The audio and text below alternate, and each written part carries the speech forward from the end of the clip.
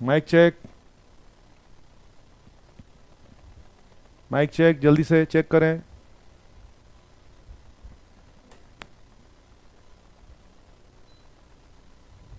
Check करें जल्दी से। हम्म। चेक करें जल्दी से। हम्म। चलिए शुरू करते हैं। चलिए, तो बच्चों आपको ध्यान होगा। जा रही है आवाज़? चेक करो, आप चेक करो, आवाज़ आ रही है एकदम, आप खुद चेक करो। हाँ, चलिए, चलो भाई शुरू करते हैं आज की क्लास। पहले बहुत सारा टाइम वेस्ट हो गया। चलिए, आपको ध्यान होगा बात चल रही थी कंडक्टर के रेजिस्टेंस की डिपेंडेंसी के बारे में। बच्चों आपको ध्यान है, मैं पढ़ा रहा था कंडक्टर का रेजिस्टेंस किस पे डिपेंड करेगा। हमारा मुद्दा शुरू हुआ था किसके बारे में? कंडक्टर का resistance was rho L by A. आपने बोला था लेंथ पर डिपेंड करेगा, एरिया पर डिपेंड करेगा, रेडियस पर डिपेंड करेगा। इनके अलावा बात चल रही थी कि ये रो पे डिपेंड करेगा, यानी टेम्परेचर पर डिपेंड करेगा। हमारा डिस्कशन चल रहा था कि टेम्परेचर पर कैसे डिपेंड करेगा। तो मैंने जो आपको बताया था लास्ट क्लास में जाते जाते वो ये था कि यस, हम बोल रहे थे डिपेंडेंसी ऑन टेम्परेचर। किसके बारे में बात करते बेटे? डिपेंडेंसी ऑन टेम्परेचर, इसके बारे में बात कर रहे थे। डिपेंडेंसी ऑन टेम्परेचर जो मैंने आपको बोला उसमें क्या क्या था? यस, कंडक्टर में, कंडक्टर्स में टेम्परेचर बढ़ाना, तो बोलो बोलो, रेजिस्टेंस क्या हो रहा था? बढ़ रहा था। सेमी कंडक्टर में, सेमी कंडक्टर में टेम्परेचर बढ़ेगा तो रेजिस्टेंस क्या हो रहा था? बोलिए, रेजिस्टेंस बढ़ेगा ही कम हो रहा था? कम हो रहा था। ठीक है, वेरी गुड। तो आप समझते हैं इसका रीजन मैंने आपको बोल चुका है। मेटल में या कंडक्टर में टेम्परेचर बढ़ाने पर रेजिस्टेंस बढ़ता है, जबकि सेमीकंडक्टर उल्टा ही खेलता है, ये भी आप जानते हैं। अब ये बात तो सही, कंडक्टर में रेजिस्टेंस बढ़ेगा, मगर यार मुझे सवाल करने के लिए रेजिस्टेंस और टेम्परेचर में एक रिलेशन चाहिए होगा। तो रेजिस्टेंस और टेम्परेचर को रिलेट करने के लिए एक कोफिशिएंट बनाया गया, इसका नाम है resistance temperature coefficient. Resistance temperature coefficient ये बनाया गया। इसको हम किससे दिखा रहे हैं? अल्फा से। किससे दिखा रहे हैं बेटे? अल्फा से।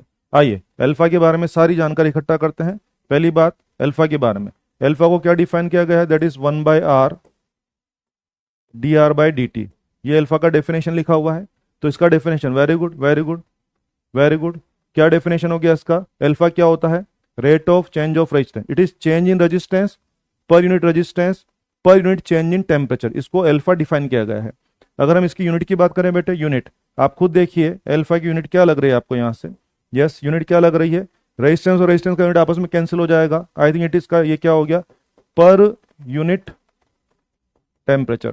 बेटे इसका यूनिट क्या हो जाएगा? Per unit temperature. Per unit temperature it में बी पर डिग्री सेल्सियस और इट में बी पर केल्विन। मेरे ख्याल से दोनों हो सकता है, पर डिग्री सेल्सियस या पर केल्विन। तो आज के बाद आप देखेंगे अपने न्यूमेरिकल में जहां भी अल्फा रहेगा वो या तो पर डिग्री सेल्सियस रहेगा या फिर वो क्या रहेगा? पर केल्विन रहेगा, जैसा कि आप देख पा रहे हैं। ये अल्फा के बारे में मीनिंग था। और देखिए अल्फा की बातचीत चल रही, तो अल्फा के बारे में और बातें कर ली जाए। क्या क्या बातें कर ली जाए? देखिए बच्चे, जो दो बात हो गई वहां पे, तीसरी बात, अल्फा जो आप पढ़ रहे हैं बच्चे, अल्फा भी दो प्रकार का होता है। कुछ चीजों का अल्फा पॉजिटिव होता है। अल्फा पॉजिटिव का मतलब क्या हो गया? टेम्परेचर बढ़ाने पे रेजिस्टेंस का बढ़ना। यस, कुछ चीजें ऐसी इनमें टेम्परेचर बढ़ाने पे रेजिस्टेंस का बढ़ना, टेम्परेचर बढ़ाने पे रेजिस्टेंस बढ़ेगा, उनका अल्फा क्या माना जाएगा? पॉजिटिव। और बेटे इसका एग्जांपल क्या है? कंडक्टर। अपने जो कंडक्टर्स हैं उसमें ऐसा रहेगा। कुछ लोगों का अल्फा नेगेटिव होता है। अल्फा नेगेटिव मीनिंग क्या हो गया? टेम्परेचर बढ़ाने पे रेजिस्टेंस का कम हो जाना। जी हाँ, टेम्परेचर बढ़ाने पे अगर रेजिस्टेंस कम हो रहा है, ऐसे मटेरियल का अल्फा क्या माना गया है? नेगेटिव माना गया है। और इसका बेस्ट एग्जांपल, वेरी गुड, इसका बेस्ट एग्जांपल क्या हो जाएगा? इसका एग्जांपल हो जाएगा बेटे सेमी कंडक्टर। सेमी कंडक्टर, जी हाँ, जितने भी सेमी कंडक्टर हैं उन सबका अल्फा कैसा होता है? नेगेटिव होता है। ये तो होता ही होता है, लेकिन खास बात यह है कि जितने भी इंसुलेटर हैं, जितने भी इंसुलेटर हैं बेटे, उनका भी अल्फा क्या माना गया है? नेगेटिव माना गया है। यस, अच्छे सुने, जितने भी इंसुलेटर है उनका भी अल्फा क्या माना गया है? नेगेटिव माना गया है। अब उनका अल्फा नेगेटिव माना गया है, इसका मतलब क्या हो गया? और हाँ, मैं आपको बताना चाहूंगा, ये अपने नीट में आया हुआ क्वेश्चन है। जी हाँ, नीट में आया हुआ क्वेश्चन है। सीधा यही पूछ लिया उन लोगों ने कि बताइए इंसुलेटर का अल्फा कैसा होता है? पॉजिटिव या नेगेटिव या जीरो? पॉजिटिव, नेगेटिव या जीरो? तो अपन ने क्या बोल दिया? इंसुलेटर का अल्फा कैसा रहेगा? नेगेटिव रहेगा। एक्चुअली इंसुलेटर का अल्फा ना काफी क्लोज टू जीरो होता है। नेगेटिव तो होता है लेकिन काफी क्लोज टू जीरो होता है, लेकिन फिर भी जीरो नहीं होता है एग्जैक्टली, हल्का सा नेगेटिव होता है। तो याद रखिए एग्जाम के हिसाब से, थियोरेटिकल क्वेश्चन के हिसाब से याद रखिए, इंसुलेटर का अल्फा कैसा रहेगा, नेगेटिव रहेगा। और आइए, किसी चीज का अल्फा अगर जीरो है, अल्फा जीरो है, अल्फा जीरो है तो इसका मतलब क्या हो गया, टेम्परेचर बढ़ाओ या कम करो, उसका रेजिस्टेंस कांस्टेंट रहेगा। क्या मतलब रहा, जिन लोगों का अल्फा, जिन मटेरियल का अल्फा जीरो होगा, उनके टेम्परेचर पर, उनके रेजिस्टेंस पर टेम्परेचर का असर बिल्कुल भी नहीं पड़ेगा। टेम्परेचर बढ़ाना है बढ़ा लो, घटाना है घटा लो, उनका रेजिस्टेंस हिलेगा कि फिक्स रहेगा, उनका रेजिस्टेंस फिक्स रहेगा। क्लियर है सब लोगों को? फिर फाइनल करना चाहूंगा मैं, अच्छे सुनिए समझिए। यस, वापस से कनेक्ट करते हैं बच्चों। बात ये चल रही थी हमारे पास की, हमारे पास रेजिस्टेंस और टेम्परेचर को रिलेट करने के लिए कोफिशिएंट है कौन सा, अल्फा। अल्फा का डेफिनेशन मैंने आपको बता दिया। अल्फा के 3 तरह के वैल्यू होते हैं, पॉजिटिव, नेगेटिव या जीरो। पॉजिटिव का मतलब टेम्परेचर बढ़ना तो रेजिस्टेंस बढ़ेगा, दैट इज अल्फा पॉजिटिव। इसका बेस्ट एग्जांपल क्या हो जाएगा, कंडक्टर। अगर टेम्परेचर बढ़ने पर रेजिस्टेंस कम होता है तो उनका अल्फा क्या हो जाएगा, नेगेटिव। और बेटे इसका एग्जांपल क्या क्या हो जाएगा, सेमी कंडक्टर इसका एक्चुअल एग्जांपल है ही है, बुक्स में लिखा हुआ है कि इंसुलेटर का अल्फा भी कैसा है, नेगेटिव है। अगर कोई चीज का अल्फा जीरो है, उसके रेजिस्टेंस पर टेम्परेचर का असर नहीं होगा। और अल्फा जीरो का कोई भी एग्जांपल बुक्स में अवेलेबल नहीं है, तो ये थियोरेटिकली आपको याद रखना पड़ेगा। अब दिमाग में आ सकता है कि सर अल्फा जीरो का कोई एग्जांपल नहीं, फिर अल्फा जीरो हम पढ़ ही क्यों रहे हैं? इसलिए पढ़ रहे हैं बच्चे, मान लीजिए कोई न्यूमेरिकल आपने किया, उस न्यूमेरिकल में मैंने कंडीशन दिया कि फला फला चीज का रेजिस्टेंस टेम्परेचर पर डिपेंड नहीं कर रहा है, तो आप समझ जाना, अगर कोई चीज का रेजिस्टेंस टेम्परेचर पर डिपेंड नहीं कर रहा है तो आप समझ जाना उस चीज का अल्फा क्या लेना पड़ेगा, जीरो लेना पड़ेगा। इसलिए हम ये डिस्कस कर रहे हैं। क्लियर है सब लोगों को? चलिए, अब ये बातें आप समझ में आ गई हैं। ये था अल्फा के बारे में। बच्चों ये तो हो गया अल्फा। अब हमें न्यूमेरिकल भी तो करने हैं, तो न्यूमेरिकल करने के लिए हमें क्या करना पड़ेगा, हमें रेजिस्टेंस और टेम्परेचर में रिलेशन चाहिए। तो जो आपका फॉर्मूला था, क्या फॉर्मूला था बेटे आपका, ये आपका फॉर्मूला था। अगर मैं इस फॉर्मूला को मैनेज करता हूं, इसको मैं प्रोसेस करता हूं, तो मुझे रेजिस्टेंस और टेम्परेचर में कुछ इक्वेशन मिल जाते हैं जो कि मुझे आंसर बनाने में काम आएंगे। हाँ बच्चों, वही फॉर्मूला जो आपको याद होता है, RT2 RT1 1 plus alpha T2 minus T1। जी हाँ, जो फॉर्मूला आप जानते हैं, नोटिस करें।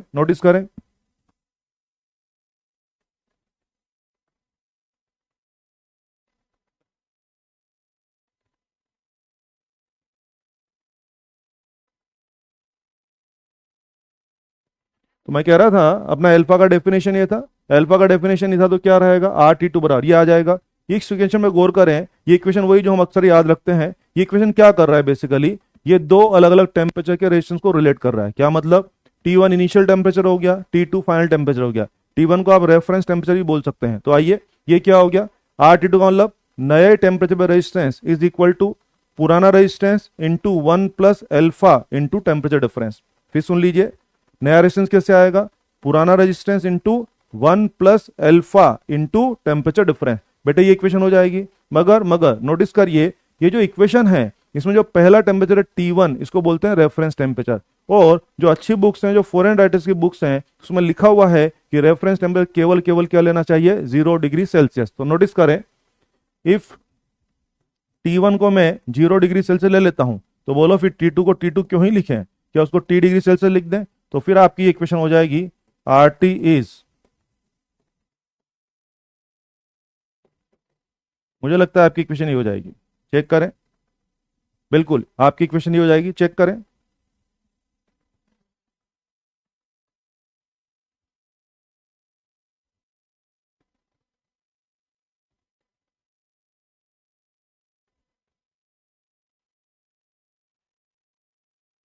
तो कुल मिलाकर के बात ध्यान रखिए कुल मिलाकर के आप ये ध्यान रखिए कि आज के बाद रेजिस्टेंस और टेम्परेचर के क्वेश्चन अपने एग्जाम में भी काफी आते हैं। बच्चों, रेजिस्टेंस और टेम्परेचर क्वेश्चन अपने एग्जाम में काफी आते रहते हैं, उन क्वेश्चन को मैनेज करना आपको आना चाहिए। कुल मिलाकर के आपको जो इक्वेशन यूज करनी है वो ये वाली इक्वेशन है।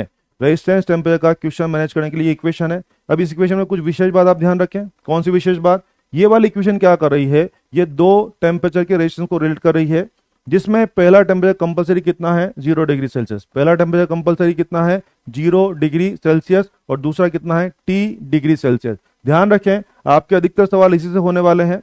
इस वाली इक्वेशन में नहीं जाना है। इस वाली इक्वेशन में क्यों नहीं जाना, उसका कारण सुनिए। एक्चुअली अपनी एनसीईआरटी वगैरह के अंदर लिखा हुआ है, एनसीईआरटी में लिखा हुआ है जो अल्फा होता है ना, वो भी टेम्परेचर पर डिपेंड करता है। और इस इक्वेशन में आपको अल्फा हमेशा किसका लेना चाहिए, वो आपको अल्फा उस टेम्परेचर रेंज का लेना चाहिए जिस टेम्परेचर रेंज पे आप काम कर रहे हैं। फिर सुन लीजिए, आपको इसमें अल्फा किसका लेना चाहिए, उस टेम्परेचर रेंज का जिसमें आप काम करें उसका एवरेज अल्फा आपको लेना चाहिए। और अगर वो ना हो तो फिर आपको क्या करना चाहिए, रेफरेंस टेम्परेचर का अल्फा आपको लेना चाहिए। बच्चों, रेफरेंस टेम्परेचर का अल्फा आपको लेना चाहिए। इसीलिए मोस्ट ऑफ द टाइम आपको ये वाली इक्वेशन यूज नहीं करनी पड़ेगी, बल्कि आपको यही इक्वेशन यूज करनी पड़ेगी। मजे करिए, एक इक्वेशन याद रखिए, आर टी बराबर R01 प्लस अल्फा टी। और इसमें अल्फा इसमें निश्चित रूप से कौन सा वाला रहेगा, रेफरेंस टेम्परेचर वाला, यानी कि 0 डिग्री सेल्सियस वाला रहेगा। क्लियर है सब लोगों का, वेरी गुड। R0 का नाम है resistance at 0 degree Celsius. R0 क्या हो जाएगा, resistance at 0 degree Celsius. RT क्या हो जाएगा, resistance at T degree Celsius. T degree Celsius alpha आप जानते हैं। इस इक्वेशन में विशेष बात आपको क्या ध्यान रखनी है कि यस, टेम्परेचर किस में होना चाहिए, डिग्री सेल्सियस में होना चाहिए। टेम्परेचर किस में होना चाहिए, डिग्री सेल्सियस में होना चाहिए। दूसरा टेम्परेचर यूज नहीं कर सकते हैं। क्लियर है सब लोगों को। कई बार हम क्या करेंगे, आपको चेक करने के लिए हम लोग टेम्परेचर केल्विन में दे देंगे। मेक श्योर मैं कितना भी केल्विन बोलता रहूंगा, आप किस पे अड़े रहना, आप सेल्सियस पे अड़े रहना। मैं केल्विन बोलूंगा, आप किस पे अड़े रहना, सेल्सियस पे अड़े रहना। सारा काम किस में करना है, सेल्सियस में ही करना है। क्लियर है सब लोगों को। चलिए, ये थी जानकारी। इस फॉर्मूला के बारे में क्वेश्चन प्रैक्टिस करने जा रहे हैं। इस फॉर्मूला को लेकर के काम शुरू करते हैं। आइए, अभी रिसेंटली अपने एग्जाम में क्वेश्चन था, नीट के अंदर क्वेश्चन था कि प्लेटिनम वायर बेटे उसने बोला resistance at 0 degree Celsius was 2 ohm, resistance at 80 degree Celsius was 6.8 ohm. बस ये देकर के मुझसे क्या पूछा एग्जाम में, अल्फा चाहिए। क्या चाहिए बेटे, अल्फा कैलकुलेट करना है, अल्फा कैलकुलेट करना है। बोलिए, सवाल समझ में आ रहा है। पूरा सवाल क्या हो गया, वेरी गुड। पूरा सवाल क्या हो जाएगा, अलॉय। बेटे अलॉय जो होता है वो भी क्या होता है, मेटल्स का कॉम्बिनेशन होता है, मेटल्स का कॉम्बिनेशन। और सारे मेटल, सारे कंडक्टर का जो अल्फा होता है वो पॉजिटिव होता है, इसीलिए अलॉय का अल्फा भी क्या रहेगा, पॉजिटिव रहेगा। ठीक है, आइए बच्चों, क्या हो गया, एक प्लेटिनम वायर है। प्लेटिनम वायर में 0 डिग्री सेल्सियस में उसका रेजिस्टेंस दिया है कितना, 2 ओम। 80 डिग्री सेल्सियस में उसी का रेजिस्टेंस हो जाता है कितना, 6.8 ओम। कह रहा है कि उस वायर का अल्फा कैलकुलेट करना है। क्या कैलकुलेट करना है, अल्फा कैलकुलेट करना है। आइए काम शुरू करें। बेटे इक्वेशन क्या है, ये तेरी इक्वेशन है। चलो वैल्यूज डालते हैं। RT 6.8, ये हो गया तेरा 2, 1 प्लस अल्फा तो चाहिए, और ये हो जाएगा 80। चलो सॉल्व कर लेते हैं। ये हो गया भाई साहब 3.4, चेक करो भाई साहब, 2.4 अल्फा और 80। तो आप देखो बेटे, अल्फा आपका आ रहा है 2.4/80। इसको मैनेज कर लीजिए, ये आपका आ जाएगा 0.03। अल्फा तैयार है, वेरी गुड, बहुत बढ़िया, एक्सपर्ट हो गए भाई लोग तुम तो। यस, 0.06 इसका आंसर आ है। नहीं नहीं नहीं, ये 0.06 आंसर गलत है, 0.41 आंसर भी गलत है। अच्छे चेक करो बे, अच्छे चेक करो, नालायकों अच्छे चेक करो। यस, इतना सिंपल क्वेश्चन है यार। आयुष्मान चेक कर, तेरा आंसर गलत आ रहा है। आयुष्मान, पूजा आपका आंसर भी गलत है। चेक करें अच्छे से। 0.03 आंसर आ रहा है, 0.03, और ऑब्वियसली क्या हो जाएगा, पर डिग्री सेल्सियस। सिंपल क्वेश्चन है बच्चे, ये अभी 2023 में अपने एग्जाम में आया हुआ क्वेश्चन है। और देखिए अगला क्वेश्चन, आइए अगला क्वेश्चन भी मैं नीट वाला ही ले रहा हूं। नीट में क्वेश्चन था कि मेटल वायर हमसे बोल रहा है कि 50 डिग्री सेल्सियस पर रेजिस्टेंस था 5 ओम, 100 डिग्री सेल्सियस पे रेजिस्टेंस था 6 ओम।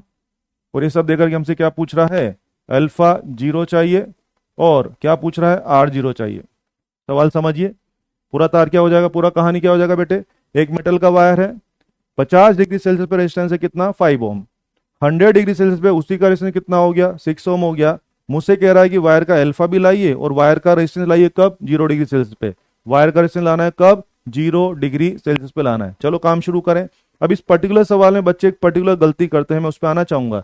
नोटिस करें, बच्चों की आदत क्या है ना, इसमें दो टेम्परेचर कौन से हो गए बेटे, 50 एंड 100। सुनते जाएं। इसमें दो टेम्परेचर कौन से हो गए, 50 एंड 100। कई बच्चे वो जो है ना RT2 वाला इक्वेशन, उस पर जाने की कोशिश करते हैं। उस पर तुझे नहीं जाना है। क्यों नहीं जाना है, जरा देखना। इस सवाल की बात कहां से हो रही है, क्या R0 से बात हो रही है। इस सवाल में तुझे लाना क्या है, आर 0 डिग्री सेल्सियस लाना है। और अगर तुझे आर 0 डिग्री सेल्सियस लाना है तो बोल बोल रेफरेंस टेम्परेचर कौन सा होगा तेरा, 50 थोड़ी ना होगा, तेरा रेफरेंस टेम्परेचर कौन सा होगा, 0 डिग्री सेल्सियस होगा। इसीलिए इसीलिए तुझे इक्वेशन यही यूज करनी है। कौन सी इक्वेशन यूज करनी है बेटा, तुझे ये इक्वेशन यूज करनी है। और मुझे लगता है ये इक्वेशन एक बार नहीं तेरे को 2 बार यूज करनी पड़ेगी। वेरी गुड वेरी गुड, एक बार नहीं 2 बार। 2 बार कैसे, एक बार 0 एंड 50 के लिए और एक बार 0 और 100 के लिए। मैं लिख के दिखाता हूं, कोई कंफ्यूजन नहीं चाहिए, मैं लिख के दिखा रहा हूं। देखो छोटी छोटी बातें लिख रहा हूं मैं। 0 एंड 50 के लिए, 0 एंड 50 के लिए आओ बच्चे। 0 एंड 50 के लिए क्या हो जाएगा, 50 विद रेशन कितना था 5, R0 नहीं पता, 1 प्लस एल्फा क्या 50, बोलो क्या मैंने इक्वेशन 0 एंड 50 के लिए लिख दी है, यस। फिर आइए अब मैं लिख रहा हूं 0 एंड 100 के लिए, आओ बेटे।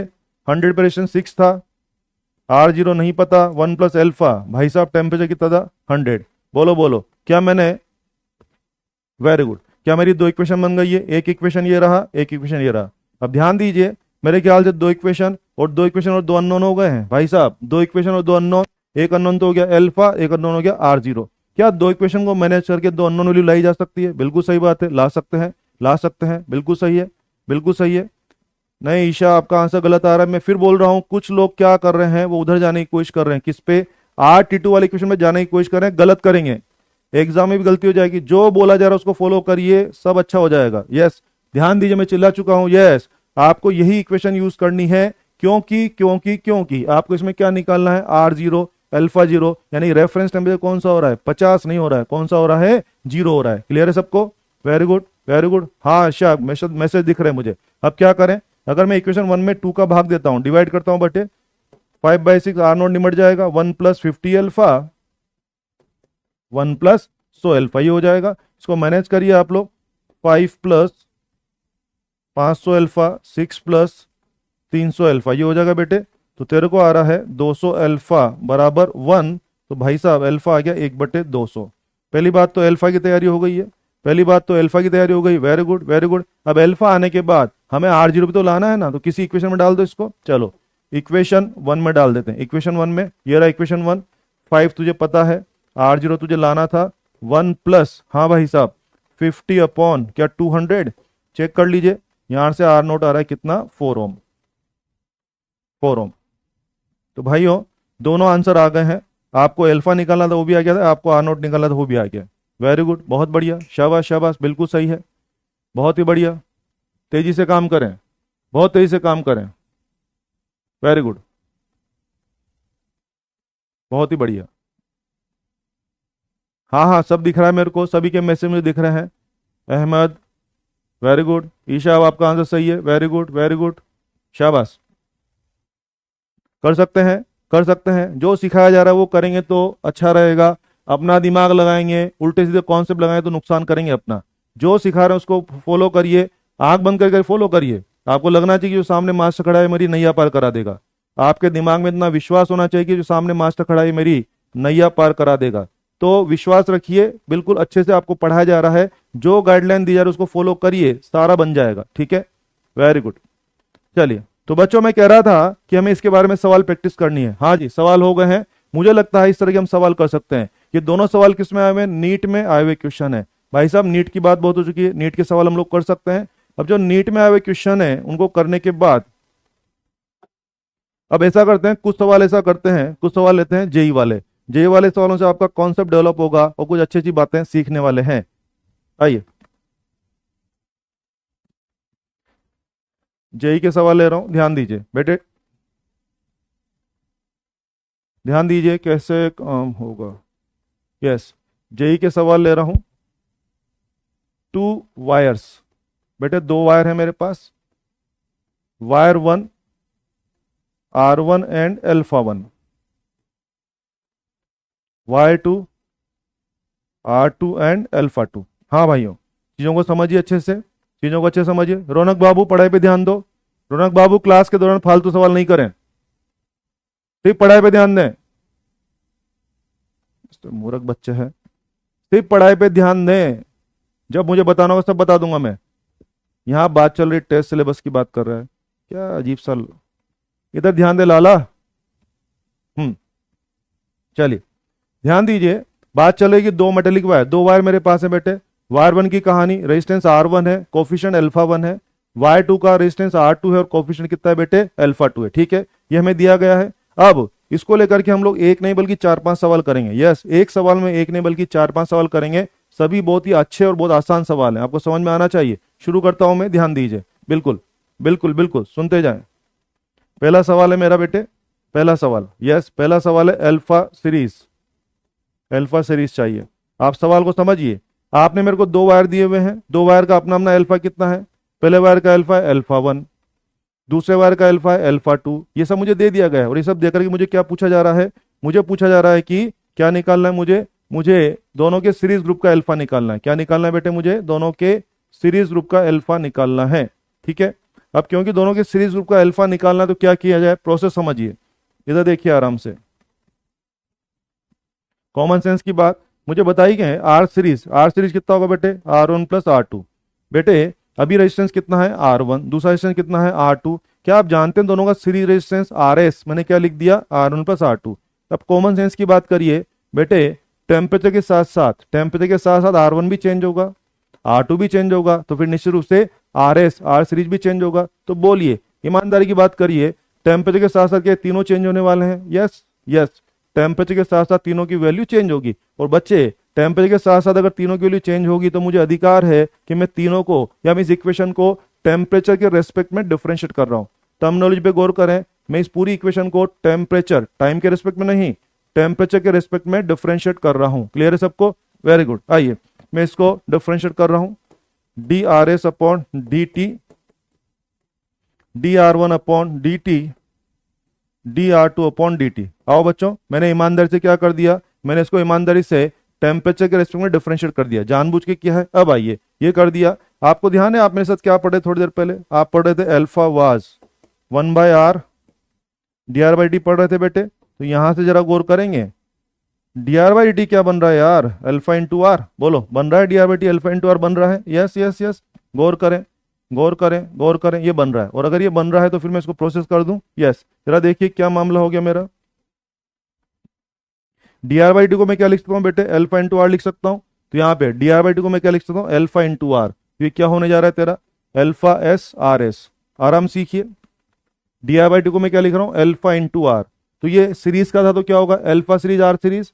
बेटे ये क्या हो जाएगा, अल्फा 1 R1 और ये क्या हो जाएगा, अल्फा 2 R2। तो देखो मैं क्या लिख रहा हूँ, दिस इज R1 अल्फा 1 और उसको क्या लिख दिया, R2 अल्फा 2। आप नोटिस करिए, आपको क्या चाहिए, अल्फा एस, आपको अल्फा सीरीज चाहिए। और अगर अल्फा एस चाहिए तो क्या हो गया, R1 alpha 1 R2 alpha 2 upon क्या आर एस को मैं नीचे बुला लूं, और आर एस की वैल्यू क्या थी भाई साहब, R1 प्लस R2। बोलो, क्या मजाक मजाक में हमारा आंसर आ गया है, बोलो भाई लोग, क्या मजाक मजाक में हमारा आंसर आ गया है। यस, निश्चित रूप से आपका अल्फा सीरीज तैयार है, अल्फा सीरीज का फॉर्मूला आ गया है। ये जो मैंने मैथ्स आपके सामने करी है, आपके सेटिस्फेक्शन के लिए मैंने मैथ्स कर दी है, लेकिन मेरी सलाह है, आप लोगों का थोड़ा मैथ्स में प्रैक्टिस कम होता है, सलाह यह है कि इतनी मैथ्स आपको एग्जाम में नहीं करनी चाहिए, नहीं करनी है। आपको इसको एज अ फॉर्मूला याद करना है। अगर आप इसको एज अ फॉर्मूला याद कर लेंगे तो मैं बताऊंगा आपको, बहुत सारे बड़े और अच्छे सवालों में आप बहुत तेजी से काम कर पाएंगे। तो सलाह तय हो गई है। यस, आज के बाद दो तारों का अपना अपना अल्फा कितना है बेटे, अल्फा 1 अल्फा 2। अल्फा सीरीज निकालिए, सीधा फॉर्मूला याद कर लीजिए। क्या फॉर्मूला है, R1 alpha 1 R2 alpha 2 upon R1 plus R2। ये फॉर्मूला किसका हो जाएगा, अल्फा सीरीज का। क्लियर है, वेरी गुड। अब आइए दूसरा सवाल करते हैं। इस बार आपने क्या कहा बेटे, अल्फा पैरेलल। आप समझ रहे हैं क्या कह रहे हैं आप मुझसे, बोले अल्फा पैरेलल लेके आओ। क्या लेके आना है, अल्फा पैरेलल लेके आना है। अब मुझे अल्फा पैरेलल लेके आना है तो फिर से काम शुरू करते हैं, फिर से काम शुरू करते हैं। आइए फिर से काम कैसे, जरा सोचिए। 1/r पैरेलल, सोच के देखो। R1 R2 आपके क्या थे, दो रेजिस्टेंस थे। अगर मैं इनके पैरेलल इक्विवेलेंट को RP लिखता हूँ, RP पैरेलल इक्विवेलेंट को लिखता हूँ, तो आप सबको पता है, मुझे पता है, मैंने अभी सीरीज पैरेलल नहीं पढ़ा है लेकिन बेसिक आपको पता है। यस, बोलो बोलो, क्या बटे छड़े चलेगा, 1/r पैरेलल बराबर 1/r1 प्लस R2। बोलो, लिख सकते हैं बेटे, ये लिख दिया, लिख दिया। अब आइए मुझे समझाइए आप लोग, मुझे समझाइए आप लोग। यस, हाँ हाँ बिल्कुल याद रखना है, डायरेक्ट याद रखना है। क्यों याद रखना है तनवीर, क्यों याद रखना है, मैं भी आपको बताऊंगा। बहुत सारे क्वेश्चन में आपको इसका एडवांटेज मिलने वाला है ना, सुनते जाए। मुझे बताइए, टेम्परेचर के साथ साथ R1 चेंज होगा, टेम्परेचर के साथ R2 भी चेंज होगा और टेम्परेचर के साथ साथ RP भी चेंज होगा। तो भाई मुझे लगता है पूरी की पूरी इक्वेशन टेम्परेचर के साथ चेंज होने वाली है यार। अगर ये पूरा फंक्शन टेम्परेचर के साथ चेंज होगा तो फिर मुझे अधिकार है कि मैं इसको टेम्परेचर के रेस्पेक्ट में डिफरेंशिएट कर दूं। मैं इसको टेम्परेचर के रेस्पेक्ट में डिफरेंशिएट करने जा रहा हूं। आइए डिफरेंशिएशन सिखा दूं मैं आपको। अच्छा मैं आपको डिफरेंशिएशन दिखा देता हूं। इधर देखो, अगर आप जानते हो कि 1/x का डिफरेंशिएशन आप क्या करते थे, ध्यान है आपको कुछ? d/dt ऑफ दिस क्या लिखते थे, आपको कुछ ध्यान है? -1/x²। क्या dx/dt? कुछ याद आया? कुछ याद आया? डिफरेंशिएशन, पहली बार डिफरेंशिएशन आना चाहिए। और मैं फिर कहता हूं ना, ज्यादा मैथ्स के चक्कर में नहीं पढ़ना है, आपके सेटिस्फेक्शन के लिए मैथ्स कर रहा हूं, लेकिन अल्टीमेटली कुछ लॉजिक बताऊंगा, उससे आपको आसान हो जाएगा। यस, डिफरेंशिएट करने जा रहा हूं। आओ बच्चों, दिस इज माइनस का RP² डी RP/dt माइनस का R1² डी R1/dt माइनस का R2² डी R2/dt। बोले ये आ जाएगा बेटे? अब जरा नोटिस करिए, जरा नोटिस करो भाई लोग। आई थिंक सारे माइनस तो रवाना कर दें, सारे माइनस तो रवाना कर दो। अब नोटिस करिए, आप पढ़ रहे थे dr/dt, देखो ये क्या लिखा हुआ है, dr/dt को क्या लिख सकते हैं? Alpha into R. तो drp/dt क्या हो जाएगा? Alpha p into RP, alpha p into RP, और नीचे RP² है। तो देखो देखो ऊपर क्या हो रहा है? अल्फा p RP, और नीचे क्या है बेटे? RP²। उधर क्या हो रहा है? अल्फा 1 R1, नीचे क्या हो रहा है? R1²। अल्फा 2 R2, नीचे क्या हो रहा है भाई साहब? R2²। बोलो हो रहा है बच्चे? यस। अब आ जाओ, अब आ जाओ मेरे पास, नोटिस करो बेटे, अब आ जाओ मेरे पास, यहां लिखता हूं संभालना। यस, नोटिस करो बेटे, RP और RP² कट जाएगा ना ये, तो क्या बच रहा है तेरे पास? अल्फा p RP बराबर अल्फा 1 R1, अल्फा 2 और R2, ये बच रहा है बेटे, ये बच रहा है तेरे पास। हमें किस में इंटरेस्ट है? हमारा इंटरेस्ट केवल क्या है? Alpha p। क्या जानना है तेरे को? अल्फा p जानना है। चल आ जा, यहाँ पे देख अच्छे से, अल्फा p, अल्फा p तेरे को जानना है। और बेटे RP को क्या लिखोगे यार? R1 R2 अपॉन, बोलो ये लिखते हो ना RP को। चलो उधर चलो, अगर आप वहाँ एलसीएम लेंगे बेटे R1 R2, तो ये आपका बन रहा है R1 alpha 2 plus R2 alpha 1। तसल्ली से देख लो, ये बन रहा है आपका R2 अल्फा 1। पता लग रहा है सबको? अब आप नोटिस करिए, मेरे ख्याल से R1 R2 हट जाएगा यहाँ से, और हटने के बाद आप देखिए आराम से तसल्ली से अल्फा पैरेलल तैयार हुआ है। R1 alpha 2 R2 alpha 1 R1 plus R2, ये हो गया आपका अल्फा पैरेलल, ये हो जाएगा आपका अल्फा पैरेलल। क्लियर है? क्लियर है? अब सुने आराम से, मैंने दो सवाल आपको कराए हैं। क्या? मेरे पास दो अलग अलग वायर हैं बेटे, एक वायर का अल्फा है अल्फा 1, दूसरे का अल्फा है अल्फा 2। मैंने बोला अल्फा सीरीज लाइए, आपने मैच किया और ये रहा आपका अल्फा सीरीज का फॉर्मूला। मैंने कहा अल्फा पैरेलल लाइए, यानी कि दोनों वायर के पैरेलल ग्रुपिंग का जो नेट अल्फा होगा वो लाना है। ये रहा आपका अल्फा पैरेलल। मैंने आपके सेटिस्फेक्शन के लिए मैथ जरूर किया है, लेकिन मेरी सलाह है आप लोगों को ज़्यादा मैथ्स के चक्कर में मत पड़ें। एग्जाम में हमें इतना टाइम नहीं मिलता है, और वहाँ पे आपके ऊपर टाइम का बहुत प्रेशर भी होता है ना, टाइम का बहुत प्रेशर भी होता है। इसीलिए आज के बाद आप डायरेक्ट याद करिए। यस, अल्फा सीरीज और अल्फा पैरेलल डायरेक्ट याद करें। और शायद एक खेल नजर आ गया होगा इनके अंदर, शायद याद करना आसान है, शायद याद करना आसान है, कुछ खेल नजर आ गया होगा। देखो इधर सीरीज में क्या हो रहा है? R1 के साथ अल्फा 1 ही है और R2 के साथ अल्फा 2 है, और नीचे तो R1 प्लस R2 आ रहा है। इसमें भाई साहब R1 के साथ अल्फा 2 है और R2 के साथ अल्फा 1 है, और दोनों केस में नीचे तो क्या आ रहा है? R1 plus R2। तो बोलो बोलो बच्चे, क्या याद करना आसान है? Yes yes yes. Alpha series क्या हो गया? R1 alpha 1 R2 alpha 2 upon R1 plus R2।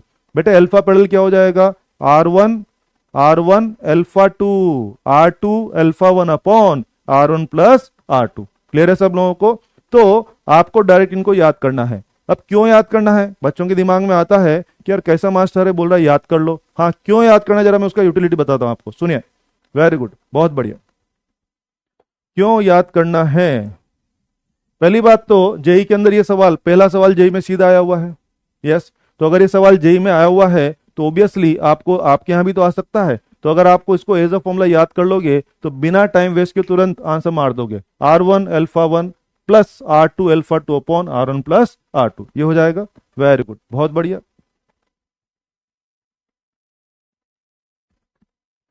ये था सेकंड पार्ट। आइए क्यों याद करना है उसको दिखाता हूं मैं। थर्ड पार्ट लेते हैं इसका। Third part, third part notice करिए, third part. Very good, very good, very good. चलिए थर्ड पार्ट क्या हो गया? थर्ड पार्ट जो सवाल कर रहे हैं बेटे वो जेई में आया हुआ क्वेश्चन है। जी हाँ, जेई में आया हुआ क्वेश्चन है। क्या क्वेश्चन पूछा एग्जाम में? उन्होंने कहा कि इफ R1 बराबर R2 बराबर R0, तो हमसे कहा गया एग्जाम में अल्फा सीरीज लाइए और अल्फा पैरेलल भी लाइए। देख रहे हैं सवाल क्या पूछ रहा है?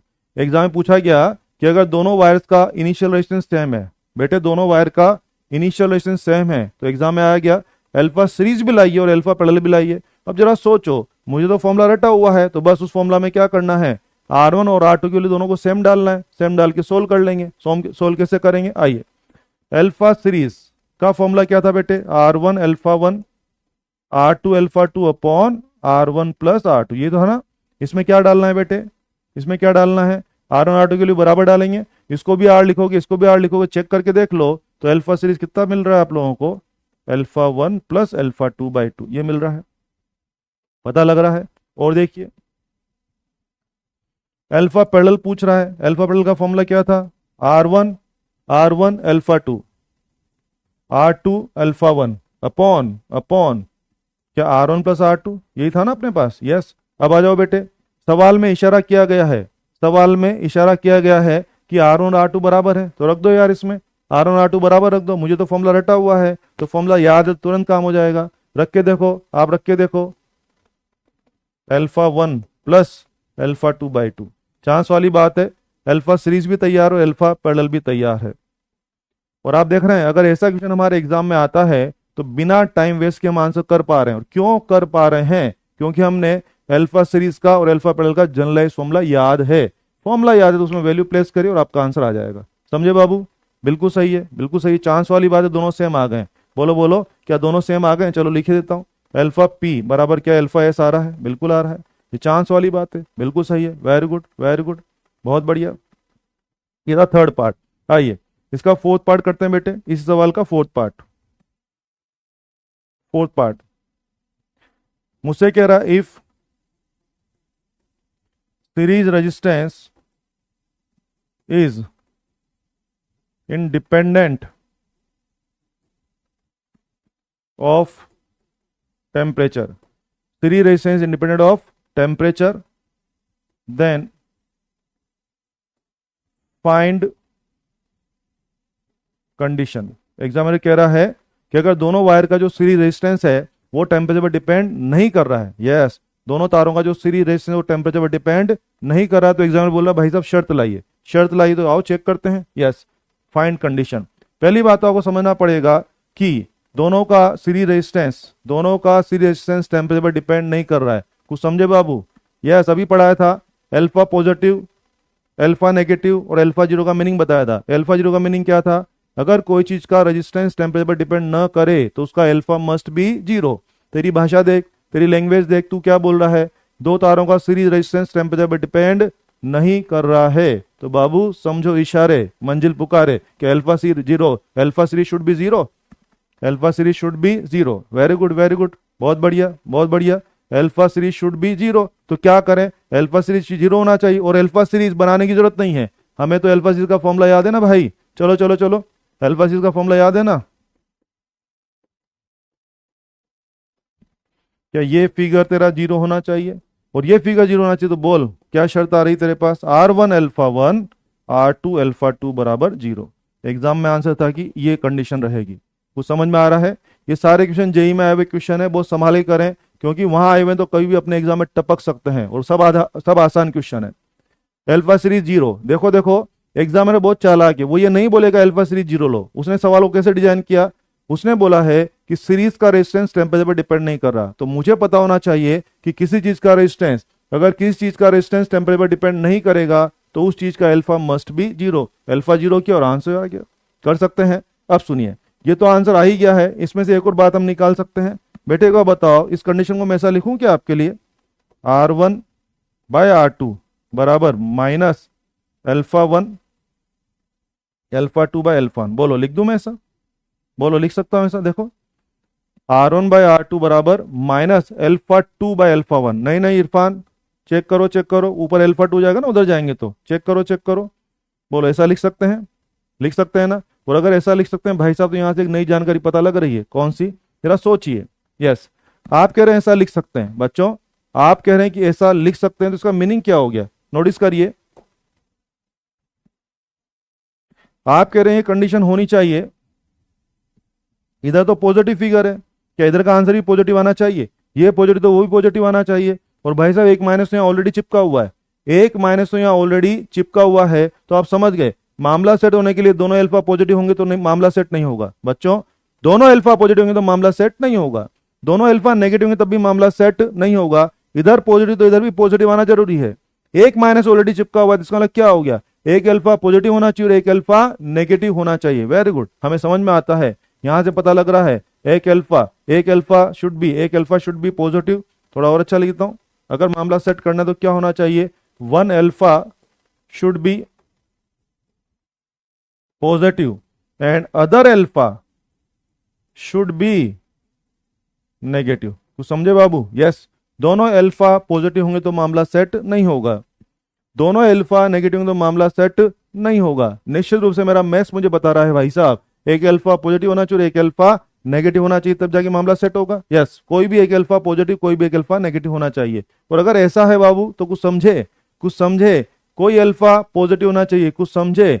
एक तार को क्या होना पड़ेगा, कंडक्टर, एक तार को क्या होना पड़ेगा, कंडक्टर। और आप कह रहे हो कि एक अल्फा नेगेटिव होना चाहिए, कुछ समझे बाबू, तो एक तार को क्या होना पड़ेगा, सेमी कंडक्टर होना पड़ेगा। इसका मतलब क्या रहा, अगर इस सवाल में अगर मैं सिंपल क्वेश्चन बना दूं, अगर मैं आपसे पूछूं कि दो तारों का सीरीज का रेजिस्टेंस टेम्परेचर पर डिपेंड नहीं कर रहा है, चार ऑप्शन दे दूंगा आप लोगों को, both should be conductor, both should be semi conductor, नहीं, answer is one should be conductor and other should be semi conductor. एक कंडक्टर होना ही पड़ेगा और एक को सेमी कंडक्टर होना ही पड़ेगा। वेरी गुड वेरी गुड, बहुत बढ़िया, बहुत सुंदर, बहुत बढ़िया, बात समझ में आ रही है, सिंपल वाली बात है। और शायद मेरा मैथ्स इस बात को सपोर्ट कर रहा है, यार मैथ्स रखो साइड में, मुझे लगता है कॉमन सेंस भी ऐसा होना चाहिए। कैसे, आओ समझो जरा, समझो आप बच्चे, R1 प्लस R2 बराबर है R सीरीज। अगर आप चाहते हो कि आप टेम्परेचर चेंज करोगे, आप टेम्परेचर चेंज करोगे, उसके बाद भी आप चाहते हो आपका R सीरीज चेंज ना हो, उसके बाद भी आप चाहते हो आपका R सीरीज चेंज ना हो, तो वो कैसे संभव है, जरा सोचो। अगर कंडक्टर है, कंडक्टर है तो टेम्परेचर बढ़ाने पे ये भी बढ़ेगा और ये भी बढ़ेगा, तो बोलो बोलो क्या ये बढ़ जाएगा, बढ़ जाएगा। अगर दोनों सेमी कंडक्टर हैं, सेमी कंडक्टर, ये भी घटेगा ये भी घटेगा, तो बोलो ये भी घट जाएगा। लेकिन जरा सोचो, एक बढ़े और एक घटे, तो बोलो क्या एक कांस्टेंट हो जाएगा, बोलो बोलो क्या एक कांस्टेंट हो जाएगा। बिल्कुल सही बात है, एक बढ़ जाए और एक घट जाए। इंसुलेटर नहीं ले सकते हैं, इंसुलेटर नहीं ले, अबे इंसुलेटर ले लोगे तो भाई करंट ही नहीं चलेगा। कोई बच्चा बोल रहा है कि सर इंसुलेटर ले लो, अल्फा नेगेटिव बोला है आप लोगों ने, हाँ बोला है बोला है, ध्यान दो ध्यान दो। अरे भाई साहब इंसुलेटर ले लोगे तो इंसुलेटर तो करंट ही नहीं चलेगा। अबे सर्किट बंद करना है क्या, करंट तो चलवाओगे भाई, बोलो नालायकों। इंसुलेटर लेना है कि सेमी कंडक्टर लेना है? एक कुछ नालायक लोग बोल रहे हैं कि सब सेमी कंडक्टर में भी तो नेगेटिव होता है, इंसुलेटर में भी अल्फा नेगेटिव होता है, तो आप इंसुलेटर ले लो। समझ में आ गई बात, इंसुलेटर लेना है कि नहीं लेना, नहीं लेना। अबे इंसुलेटर ले लोगे तो करंट भी नहीं चलेगा, करंट तो चलवाना है, अबे सर्किट बंद कराओगे तुम। वेरी गुड, बहुत बढ़िया। क्या मेरी बात समझ में आ गई है? तो क्या सीखा आप लोगों ने, अगर बोथ कंडक्टर तो ये मामला होगा, बोथ सेमी कंडक्टर तो ये मामला होगा। ऑब्वियसली एक कंडक्टर और एक सेमी कंडक्टर, तो बोलिए क्या जोड़ कांस्टेंट आ सकता है? यस, जोड़ कांस्टेंट आएगा। तो फाइनल करिए, कॉमन सेंस की बात बताइए बच्चों, दो नंबर्स का जोड़ कांस्टेंट आना है, तो दोनों बढ़ेंगे तो मामला कांस्टेंट नहीं रहेगा, दोनों कम होंगे तो मामला कांस्टेंट नहीं रहेगा। मुझे लगता है अगर एक बढ़ जाए और दूसरा घट जाए तो मामला सेट हो जाएगा। क्लियर है सब लोगों को? तो फाइनल करिए, एक सिंपल सवाल आपसे पूछना चाहूंगा, दो वायर्स का सीरीज ग्रुपिंग का रेजिस्टेंस टेम्परेचर पर डिपेंड नहीं कर रहा है, बोलिए answer. Both should be conductor, गलत। Both should be semi conductor, गलत। One should be conductor and other should be semi conductor. बोलो बाबू, क्या बात समझ में आ गई है? बात समझ में आ गई नालायकों को? वेरी गुड वेरी गुड, बहुत बढ़िया बहुत बढ़िया, अब सबको समझ में आ गया है। वेरी गुड, एक बढ़ेगा और एक घटेगा, बहुत सही, बहुत बढ़िया जा रहे हैं। इंसुलेटर लेना है कि नहीं लेना नालायकों? अबे इंसुलेटर लोगे नालायकों, करंट ही नहीं चलेगा। हाँ शाबाश, बहुत बढ़िया बहुत बढ़िया, शाबाश। चलिए ये भी हो जाएगा बच्चे। तो आप देख रहे हैं आज मैंने तुरंत कंडीशन निकाल दिया। आपने बोला था कि सीरीज का रेजिस्टेंस टेम्परेचर पर डिपेंड नहीं करा, कंडीशन लाइए। आप देख रहे हैं मुझे कंडीशन निकालने में टाइम क्यों नहीं लगा, क्योंकि मुझे अल्फा सीरीज का फॉर्मूला याद था। नोटिस करें, मुझे अल्फा सीरीज का फॉर्मूला याद था।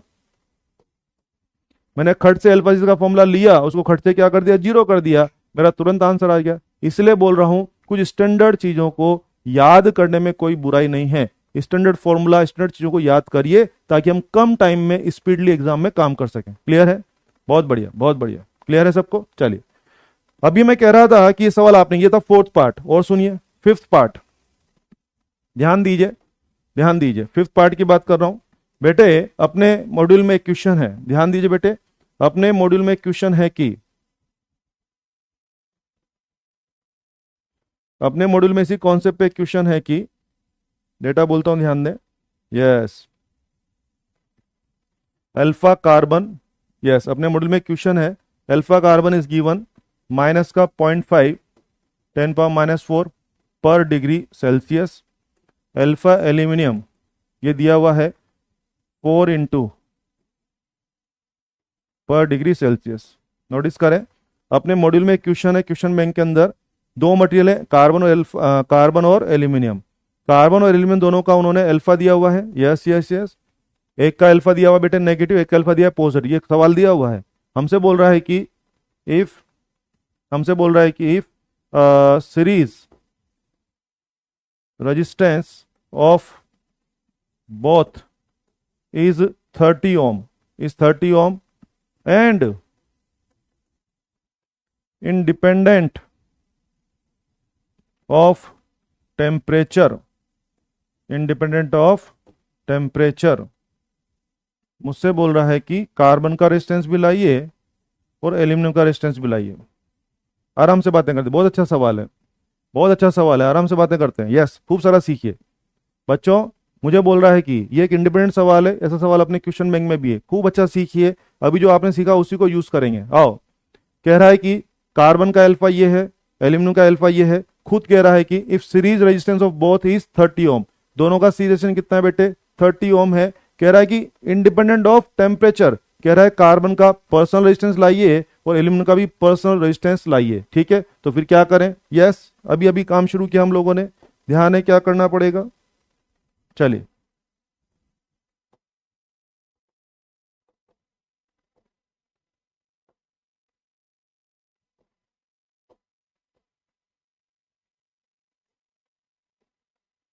आओ बच्चों, क्या करना पड़ेगा, इक्वेशन बना लेते हैं। अच्छे से सीखिए, अच्छे से सीखिए। मेरे ख्याल से तेरे पास इक्वेशन तो क्या आ गई, R C plus R aluminium, ये कितना दिया बेटे तेरे को, 30 ओम।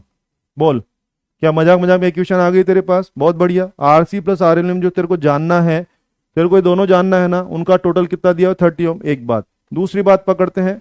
मुझे बताइए, मुझे आज दोनों वैल्यू लानी है। बच्चों आप जानते हैं दो अननोन के लिए मेरे पास दो इक्वेशन होनी चाहिए।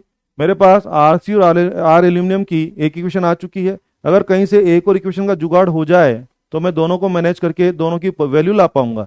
अब मेन मुद्दा है कि मुझे इसके लिए दूसरी इक्वेशन अरेंज करनी है। अब आपकी भाषा क्या है, आपकी भाषा क्या है, आपकी भाषा है कि इंडिपेंडेंट ऑफ टेम्परेचर। तो मैं समझ गया, क्योंकि ये टेम्परेचर से इंडिपेंडेंट है। अभी अभी पढ़ा था आपने, क्या कंडीशन आई थी, R1/R2 बराबर माइनस α2/α1।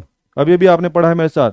अगर दो वायर्स का सीरीज रेजिस्टेंस टेम्परेचर पर डिपेंड नहीं करता है, तो अभी भी आपने पढ़ा था, याद है ना आपको ये। तो जरा यहां से लिख दूं मैं, जरा नोटिस करें मैं क्या लिख रहा हूं, R carbon upon R aluminium. बेटे ये क्या हो जाएगा, minus alpha aluminium upon alpha carbon. बोलो, लिख सकता हूं मैं ऐसा। ये रहा तेरा अल्फा एल्यूमिनियम, ये रहा तेरा अल्फा कार्बन। दोनों वैल्यूज को ईमानदारी से प्लेस करिए, एकदम चकाचक, एकदम चकाचक। कितना आ रहा है, 8 आ रहा है। कितना आ रहा है बेटे, 8। बहुत बढ़िया। कितना आ रहा है, 8 आ रहा है। तो क्या हो गया बॉस, आर सी और आर एल्यूमिनियम की एक इक्वेशन ये रही, उसी आर सी और आर एल्यूमिनियम की एक इक्वेशन ये रही। बोलिए, दो अननोन दो equation. Very good, very good, very good Sanvi, बहुत बढ़िया। रोहित का आंसर बिल्कुल सही है। दो इक्वेशन आ गई है। अब क्या किया जा सकता है, by solving 1 and 2, by solving 1 and 2, दोनों को सोल्व करके क्या आर सी और एल्यूमिनियम लाया जा सकता है, बिल्कुल आ सकता है। ईमानदारी सोल्व करिए, चेक करिए। एक का आंसर आ रहा है 10/3 और एक का आंसर आ रहा है 80/3। चेक करें फटाफट से। एक का आंसर आ रहा है 10/3 और एक का आंसर है 80/3। चेक करें। Very good, very good. Check करें सब बच्चे।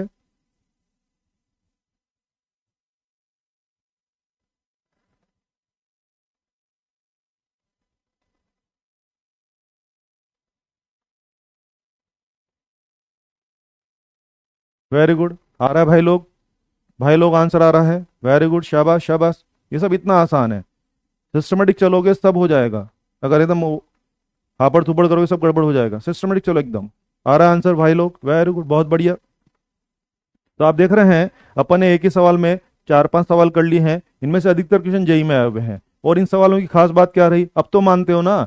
मेरे कहने से वो फॉर्मूला याद करो। कौन सा फॉर्मूला? एल्फा सी का फॉर्मूला क्या है बच्चे? R1 alpha 1 R2 alpha 2 upon R1 plus R2। Alpha parallel का फॉर्मूला क्या होगा बेटे? R1 alpha 2 R2 alpha 1 upon R1 plus R2।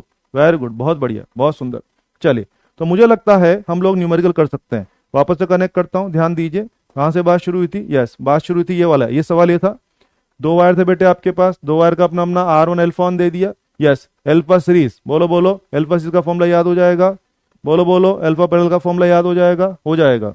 उसके बाद एल्फा सीरीज एल्फा पैरेलल याद है, एक पर्टिकुलर कंडीशन में दोनों के इनिशियलाइजेशन बराबर थे, तो बोलो एल्फा सीरीज तुरंत आ गया, एल्फा पैरेलल भी तुरंत आ गया। कष्ट नहीं करना पड़ा, क्योंकि बेसिक फॉर्मूला याद किया ना भाई साहब, इसलिए कष्ट नहीं हुआ, वरना अभी कष्ट करना पड़ जाता। बहुत बढ़िया, बहुत सुंदर।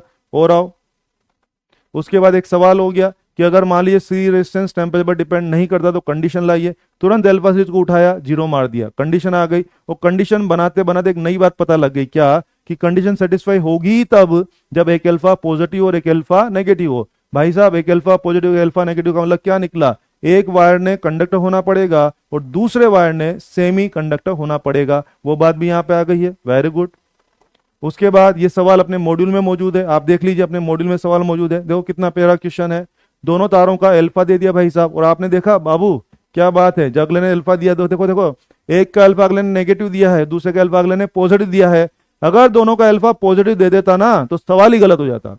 समझो भाई साहब, अगर दोनों का अल्फा पॉजिटिव देता ना तो मैं सवाल सोल्व नहीं करता, मैं सवाल ही काट देता कि तेरा सवाल गलत है। यस, अभी अभी मैं सीख के आया था कि अगर दो तारों का सीरीज रेजिस्टेंस वाकई में टेम्परेचर पर डिपेंड नहीं कर रहा है तो निश्चित रूप से क्या होगा? One alpha should be positive, other alpha should be negative. Clear है? क्लियर है?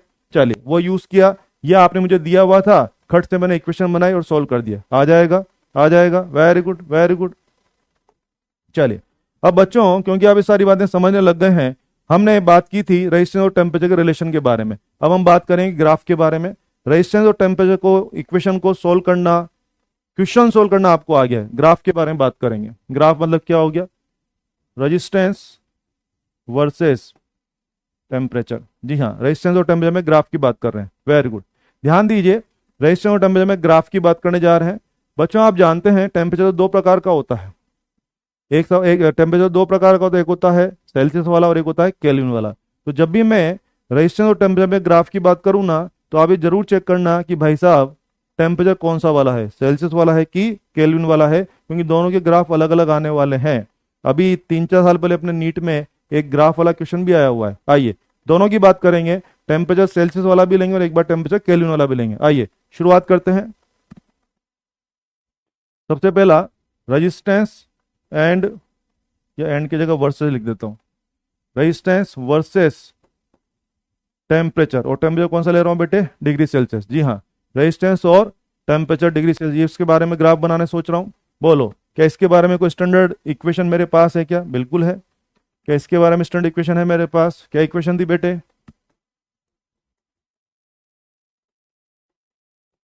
ये इक्वेशन थी। क्या मैं इसको ऐसा लिखूं आपके लिए? आर टी बराबर R0 plus R0 into alpha into T. बोलो, लिख दिया मैंने?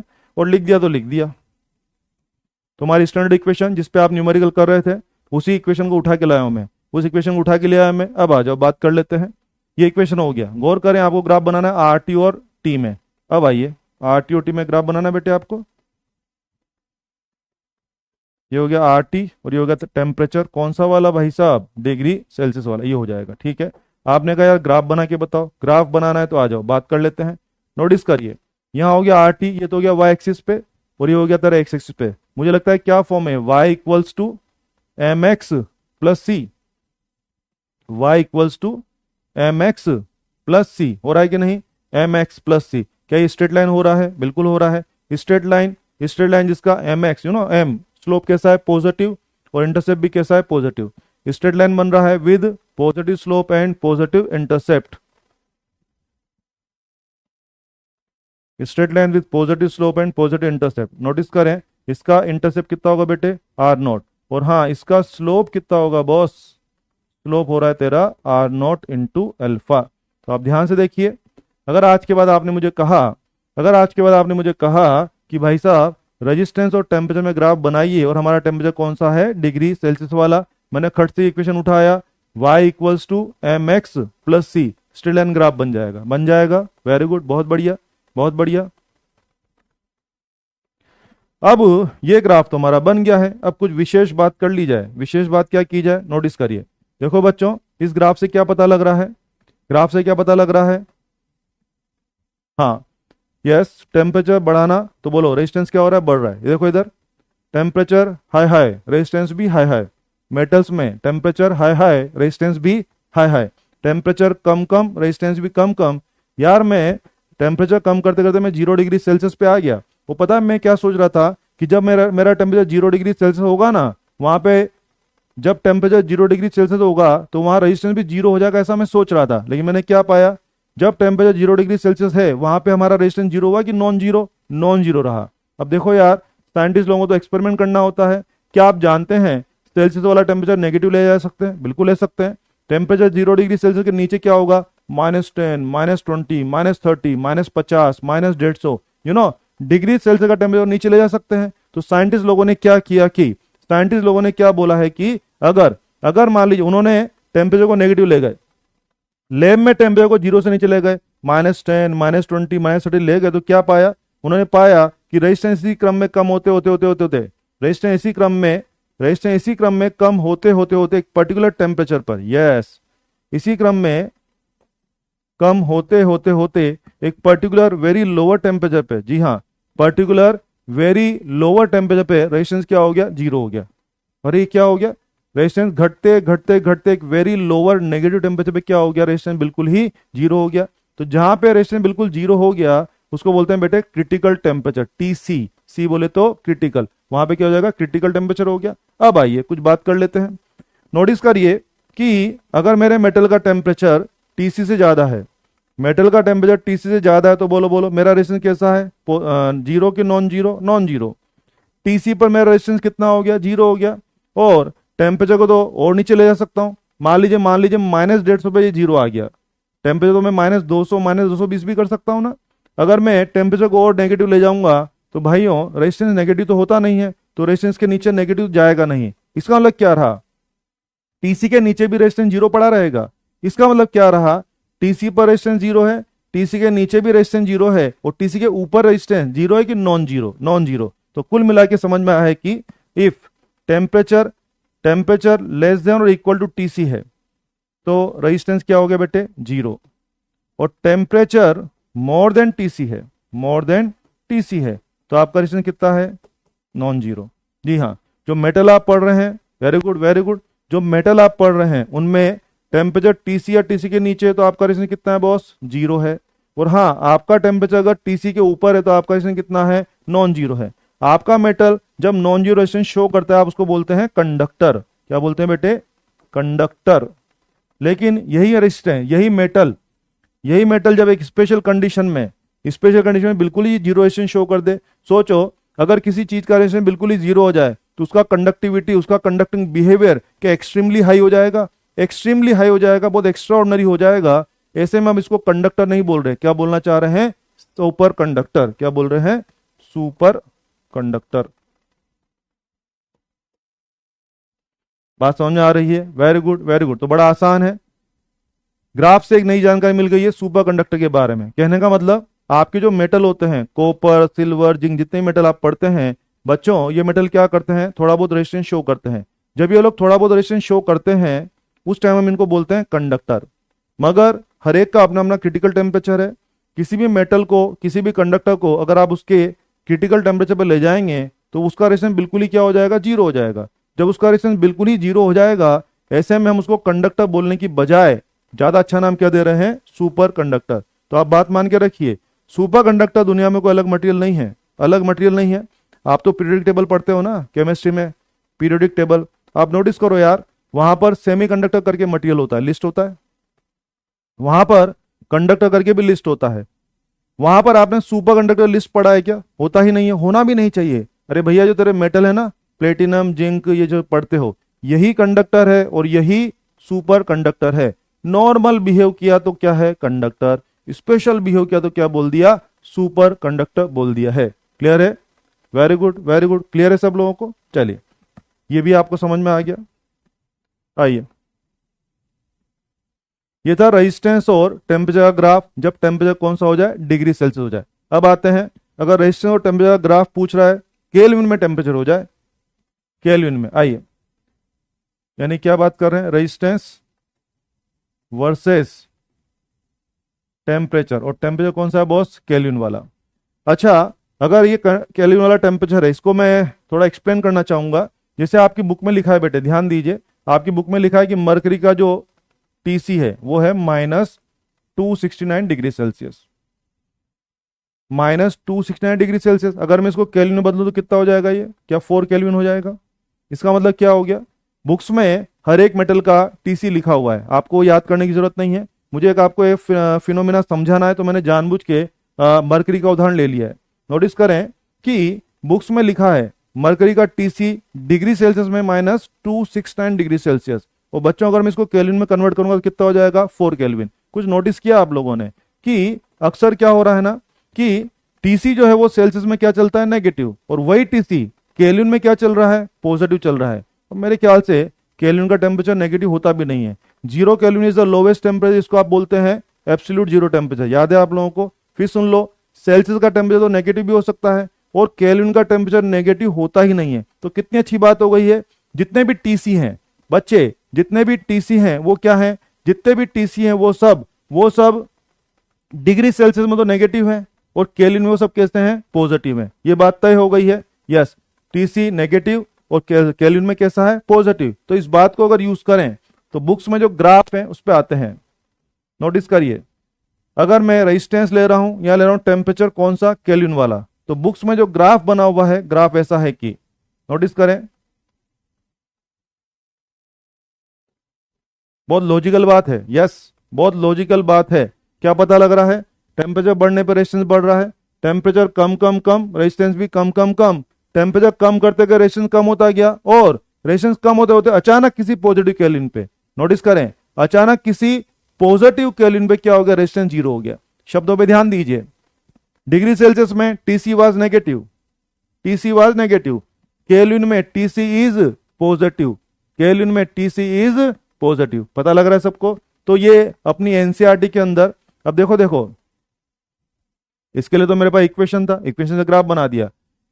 अगर आपका टेम्परेचर केल्विन में है तो उसके लिए कोई इक्वेशन अपने पास नहीं है, बुक्स में भी नहीं है, तो अपनी एनसीईआरटी के अंदर एक्सपेरिमेंटल बेस पे कुछ 2-3 ग्राफ बने हुए आपको समझ में आने चाहिए। एक ग्राफ तो ये बना हुआ है, क्या ग्राफ हो गया? रेजिस्टेंस और टेम्परेचर केल्विन, ये वाला ग्राफ रहेगा। एक बार बोलो बोलो, अगर केल्विन में खेल रहे हैं भाई लोग, टीसी कैसा होगा? नेगेटिव होगा कि पॉजिटिव होगा? पॉजिटिव होगा। क्लियर है सबको? एक बात। दूसरी बात, अगर मैं बात करूं सेमीकंडक्टर, सेमीकंडक्टर, सेमीकंडक्टर ग्राफ भी बना हुआ है। सेमीकंडक्टर रेजिस्टेंस बोलो बढ़ता ही कम होता है? कम होता है। ये किसका रेजिस्टेंस है बेटे? किसका ग्राफ है? सेमीकंडक्टर का। ये किसका ग्राफ है? कंडक्टर का। टेम्परेचर कौन से चल रहे हैं? केल्विन वाले। ठीक है, और आइए, अपने एनसीईआरटी में एक ग्राफ बना है कॉपर का, रेजिस्टेंस और टेम्परेचर केल्विन। नोटिस करें, उन्होंने जो कॉपर का ग्राफ बना के दिया वो ग्राफ कुछ ऐसा है। यस, ये किसका ग्राफ दिया उन्होंने? कॉपर का। नोटिस करें, ग्राफ किसका है? कॉपर का ग्राफ है। और ये क्वेश्चन अपने नीट में भी आया हुआ, ये वाला। अभी 3-4 साल पहले ग्राफ दिया हुआ था। यस, 3-4 साल पहले अभी ग्राफ दिया हुआ, एग्जाम में पूछा गया था कि कॉपर के लिए, उन्होंने नाम बोला, कॉपर के लिए रेजिस्टेंस और टेम्परेचर ग्राफ क्या होगा? ऑब्वियसली ये ग्राफ बना हुआ है, याद करना पड़ेगा, ये ग्राफ आंसर हो जाएगा। क्लियर है? हाँ, very good, very good. Clear है सब लोगों को? चेक करें, चेक करें, बात समझ में आ रही सबको? बिल्कुल दे देंगे, होमवर्क दे देंगे।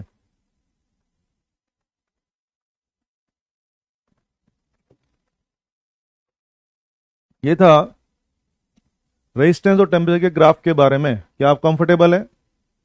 कंफर्टेबल हैं? चलिए, चीज़ों को आगे बढ़ाते हैं। बच्चों, हमारा जो एक लेवल आ गया है, हम लोगों ने क्या क्या पढ़ लिया? हम लोगों ने पढ़ लिया है कि कंडक्टर का रेजिस्टेंस क्या होता है। हम लोगों ने पढ़ लिया है कंडक्टर का रेजिस्टेंस किन फैक्टर पर डिपेंड करता है। हम लोगों ने पढ़ लिया है कि कंडक्टर का resistance length, area, cross section सब पे डिपेंड करता है। क्या वो टेम्परेचर पे डिपेंड करता है? बिल्कुल करता है, ये आ जाएगा बिल्कुल। ये जो क्वेश्चन है नीट में 2020 में आया था अपना, इस तरह से आप कर सकते हैं। हो जाएगा बच्चों। चलिए चीजों को आगे बढ़ाते हैं। आगे बढ़ाने के पहले मैं कॉन्सेप्ट आपको बताना चाहूंगा। एक अपने यहाँ चलता है fuse wire. Fuse wire, fuse wire. बच्चों आप देखते हैं, आपने फ्यूज वायर का नाम सुना होगा। फ्यूज वायर का नाम क्या है कि ध्यान दें कि फ्यूज वायर क्या हो गया। आप देखते हैं ना, जितने भी अपने घर में इलेक्ट्रिकल अप्लायंसेस होते हैं, चाहे पंखा हो जाए, ट्यूबलाइट हो जाए, कुछ भी चीजें हो जाए, इन सबको काम करने के लिए एक पर्टिकुलर करंट चाहिए होता है। अगर प्रॉपर करंट इसमें जाएगा तो ये लोग अपना काम करेंगे। अगर किसी टेक्निकल फॉल्ट की वजह से कभी गलती से एक्सिस करंट चला जाएगा, ज्यादा करंट चला जाएगा, तो फिर ये लोग काम करेंगे, धुआं निकल जाएगा। धुआं निकल जाएगा मतलब ये इंस्ट्रूमेंट क्या होंगे? खराब हो जाएंगे। पंखा मान लीजिए कोई 2 एम्पीयर पे काम करता है, अपने घर में पंखा लगा हुआ है, मान लीजिए 2 एम्पीयर पे काम करता है। कभी कुछ टेक्निकल फॉल्ट हुआ और गलती से पंखा में 4 एम्पीयर 5 एम्पीयर करंट चला गया, पंखा रहेगा कि धुआं निकल जाएगा? धुआं निकल जाएगा। तो हम चाहते हैं पंखे में धुआं नहीं निकले, हमारी चीजें एक्सिस करंट की वजह से खराब ना हो। तो हम क्या करते हैं, सर्किट के शुरुआत में एक गार्ड को बिठा देते हैं और गार्ड को समझा देते हैं, देख भाई प्रॉपर करंट जाए तो जाने देना, अगर एक्सिस करंट जाने की कोशिश करे तो जाने देना, कि रोक देना, रोक देना। तो एक्सिस करंट न जाने पाए इसके लिए हम सर्किट के शुरुआत में एक गार्ड को बिठा देते हैं, जो कि सर्किट को एक्सिस करंट से, हाई करंट से प्रोटेक्शन प्रोवाइड करता है। उसी गार्ड का नाम होता है, उसी गार्ड का नाम होता है क्या? Fuse wire. क्लियर है सब लोगों को? क्लियर है सब लोगों को? चलिए ये जितने भी ग्राफ मैंने अभी आपको बताए हैं, केल्विन वाले जितने भी ग्राफ मैंने बताए हैं, ये सब एनसीईआरटी में बने हुए स्टैंडर्ड ग्राफ हैं, जो कि एक्सपेरिमेंटल बेस पे बने हुए हैं। ये ग्राफ आपको याद ही करने पड़ेंगे। इनका एक्सप्लेनेशन कहीं भी अवेलेबल नहीं है, किसी भी किताब में, एनसीईआरटी में इनका एक्सप्लेनेशन, इनका मैथ्स अवेलेबल नहीं है। ये ग्राफ केवल छपे हुए हैं, तो इनको आपको याद ही करना पड़ेगा। क्लियर है? क्लियर है सबको? चलिए आइए, अब ये जो फ्यूज वायर है इसके बारे में कुछ बातें करनी है। सबसे पहले थियोरेटिकल बातें की जाए। फ्यूज वायर के बारे में थियोरेटिकल बातें। Yes, used to protect circuit from excess current. बेटे किसके लिए यूज करते हैं? सर्किट को प्रोटेक्शन देना है, किससे? हाई करंट से प्रोटेक्शन देना है, एक बात।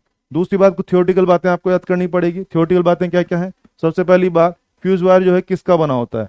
नोटिस करें, हमसे पूछ सकते हैं थियोरेटिकल सवाल, किसका बना होता है? नोटिस करें, it is made of tin plus lead. क्योंकि हमें मेडिकल का एग्जाम देना है, यहाँ थियोरेटिकल सवाल आते हैं, ध्यान दीजिए। फ्यूज वायर किसका बना होता है? Tin plus lead. कॉम्बो भी याद रखें, दिस इज 63%, दिस इज 37%। यानी यूं मानिए जो फ्यूज तार होता है उसमें टू थर्ड पार्ट किसका बना होता है? टिन का, और 1/3 पार्ट कौन सा होता है? लेड होता है। क्लियर है सब लोगों को? क्लियर है? वेरी गुड, ये भी हो जाएगा। Very good. दिव्यांशु जो टीसी है ना, दिव्यांशु पूछ रहा है सेमीकंडक्टर टीसी कितना होगा? अरे मेरे भाई, ये टीसी केवल मेटल्स के लिए है, चीजों को समझा करो यार, थोड़ा दिमाग खुला रखो, दिमाग की खिड़कियां खोलो भाई। टीसी केवल मेटल्स के लिए है, सेमीकंडक्टर के लिए टीसी नहीं होता दादा। समझे बाबू? बाबू कुछ समझे? आइए, इसका मटेरियल याद करना पड़ेगा। आइए खुद सोचिए, हमसे पूछा जाता है कि जो फ्यूज वायर है, अच्छा मैं आपको ऐसा करता हूं, पहले फ्यूज वायर का हिसाब बताता हूं। अपने घर में फ्यूज वायर कनेक्शन, हमसे पूछा जाता है कि फ्यूज वायर का मेल्टिंग पॉइंट कैसा होना चाहिए, कम की ज्यादा? सोच के देखो, सोच के देखो। मान लीजिए इसमें ज्यादा करंट जाएगी, अगर मान लीजिए ज्यादा करंट जाएगी तो ये क्या कर देगा? ये पिघल कर सर्किट को ब्रेक कर देगा। तो हम क्या चाहेंगे, इसका मेल्टिंग पॉइंट कैसा होना चाहिए, कम की ज्यादा? बोलो बोलो, इसका मेल्टिंग पॉइंट शुड बी कम। और अच्छा समझा था, रुको रुको सुनो, अभी आप इसे आंसर निकलवाऊंगा। डोमेस्टिक कनेक्शन बताता हूं आपको, डोमेस्टिक कनेक्शन, डोमेस्टिक कनेक्शन। अपने घर का जो लाइट कनेक्शन का मॉडल है वो समझाता हूं, इधर देखिए फिर समझ पाएंगे। ये मेन सप्लाई हो गई, मेन सप्लाई 220 वोल्ट। ये हो गया जरा फ्यूज वायर। घर में जितनी भी चीजें बेटे पैरेलल में होती है, जैसे मान लो घर में कोई बल्ब है, फैन है, जितनी भी चीजें वो सब किस में रहेंगी? पैरेलल में। Very good, very good. घर में क्या ये मॉडल है? ये हमारे घर का जो इलेक्ट्रिकल सिस्टम है उसका मॉडल ये है। मेन सप्लाई यहां से आ रहा है, देखो ये हो गया जरा मेन सप्लाई। मेन सप्लाई में आप जानते हैं ना कितना वोल्टेज आता है अपने यहाँ, 220 वोल्ट। कितना आता है? 220 वोल्ट। स्टार्टिंग में क्या लग रहा है बेटे? फ्यूज वायर लगा रखा है। बल्ब, पंखा, टीवी जो भी सब किस में लगे रहेंगे? पैरेलल में लगे रहेंगे। किस में लगे रहेंगे? पैरेलल में लगे रहेंगे। अब आप खुद मुझे बताइए क्या होना चाहिए। यस, हम चाहते हैं कि फ्यूज वायर का मेल्टिंग पॉइंट कैसा होना चाहिए? कम की ज्यादा? मेरे ख्याल से कम होना चाहिए। जरा सोचो, अगर गलती से हाई करंट आएगी तो हम क्या चाहेंगे? कि ये पिघल कर करके टूट जाए ताकि करंट आगे न जाने पाए। तो हम चाहेंगे कि तारों की बजाय इसमें ज्यादा हीट बननी चाहिए या इसको पहले पिघलना चाहिए? तारों की बजाय, कॉपर तारों की बजाय इसको पहले पिघलना चाहिए, तो इसका मेल्टिंग पॉइंट कम होगा, तभी तो इसको पिघलने का मौका पहले मिलेगा। तो तय हो गया है, फ्यूज वायर का मेल्टिंग पॉइंट कैसा होना चाहिए बेटे? कम होना चाहिए। एक बात। दूसरी बात, एक सवाल ये भी बनता है कि फ्यूज वायर का रेजिस्टिविटी कैसा होना चाहिए? रेजिस्टिविटी या रेजिस्टेंस कैसा होना चाहिए? मुझे लगता है इसका रेजिस्टेंस हाई होना चाहिए। कारण समझिए, जो करंट यहां से गुजरेगी, अगर इसमें रेजिस्टेंस ज्यादा होगा तो इसमें हीट ज्यादा बनेगी। आई स्क्वायर आर। हीट ज्यादा बनेगी तो आई थिंक इसमें हीट ज्यादा बनेगी तो इसको पिघलने का मौका पहले मिलेगा। तो तय कीजिए, यस, थ्योरेटिकल इक्वेशन के साथ तय कीजिए, फ्यूज वायर का मेल्टिंग पॉइंट क्या होना चाहिए बच्चे? लो होना चाहिए या हाई होना चाहिए? लो। और इसका रेजिस्टिविटी या रेजिस्टेंस कैसा होना चाहिए? हाई होना चाहिए। लिख के देता हूं, लो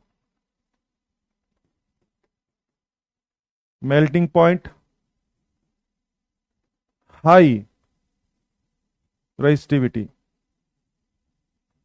बोलो, मानते हो आप लोग? यस, वेरी गुड, बहुत बढ़िया। यानी इसका मेल्टिंग पॉइंट कम होना चाहिए, इसकी रेजिस्टिविटी कैसी होनी चाहिए? हाई रेजिस्टिविटी होनी चाहिए। क्लियर है सब लोगों को? चलिए, भी हो जाएगा। और ध्यान दीजिए, फ्यूज वायर के बारे में एक बात होती है बेटे, करंट कैपेसिटी। फ्यूज वायर की करंट कैपेसिटी आई। बेसिकली बाजार में जब हम लोग जो है फ्यूज वायर लेने जाते हैं किसी शॉप पे, तो हमें बताना पड़ता है कि हमें कितने एम्पियर का फ्यूज चाहिए। मुझे बोलना पड़ेगा 2 एम्पियर का फ्यूज दे दो, 5 एम्पियर का फ्यूज दे दो, 100 एम्पियर का फ्यूज दे दो, मुझे बोलना पड़ेगा। तो ध्यान दीजिए, जो फ्यूज वायर की जो करंट कैपेसिटी होती है उसका मतलब क्या है? जैसे मान लीजिए कोई 2 एम्पियर का फ्यूज है। 2 एम्पियर का फ्यूज, इसका मतलब क्या हो गया? 2 एम्पियर तक करंट अलाउ करेगा। 2 एम्पियर तक करंट जा रही है, जाइए। करंट अगर 2 एम्पियर से एक्सीड किया तो जाइए कि रुक जाइए? रुक जाइए। अगर मान लीजिए 5 एम्पियर का फ्यूज है, 5 एम्पियर का फ्यूज, इसका मतलब क्या हो गया? 5 एम्पियर तक जाइए। 5 से ज्यादा करंट जाने की कोशिश करेगा तो जाइए कि रुक जाइए? रुक जाइए। तो एक तरह से करंट कैपेसिटी क्या हो गया? मैक्सिमम करंट जो कि फ्यूज वायर अलाउ कर देगा, उसको क्या बोल दिया हम लोगों ने? करंट कैपेसिटी बोल दिया। क्लियर? अब ये जो करंट कैपेसिटी है बेटे, करंट कैपेसिटी फ्यूज वायर की लेंथ पर डिपेंड नहीं करती है और करंट कैपेसिटी रेडियस पे डिपेंड करती है। ये रिलेशन है, ध्यान दें। फ्यूज वायर की जो करंट कैपेसिटी है बड़ा इंपॉर्टेंट पैरामीटर है। फ्यूज वायर की करंट कैपेसिटी फ्यूज वायर की लेंथ पर डिपेंड नहीं करती है। किस पर डिपेंड करती है? रेडियस पर डिपेंड करती है। मैथमेटिकल डेरिवेशन करके ये फॉर्मूला लाए जा सकते हैं, मगर फिर वही बात है, फॉर्मूला याद करिए, लेंथ पर डिपेंड नहीं करना है, रेडियस पर डिपेंड करना है।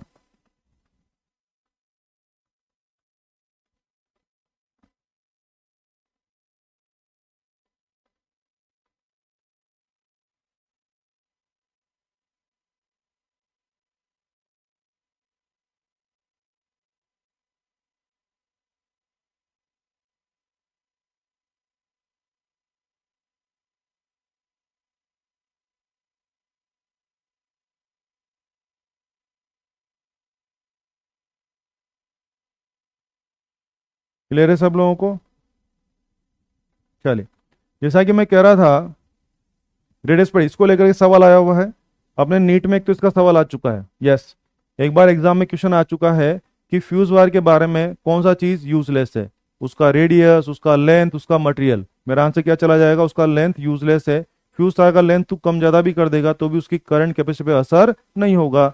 आप देख रहे हैं, करंट कैपेसिटी केवल किस पर डिपेंड कर रहा है? रेडियस पर डिपेंड कर रहा है। क्लियर? एक बात।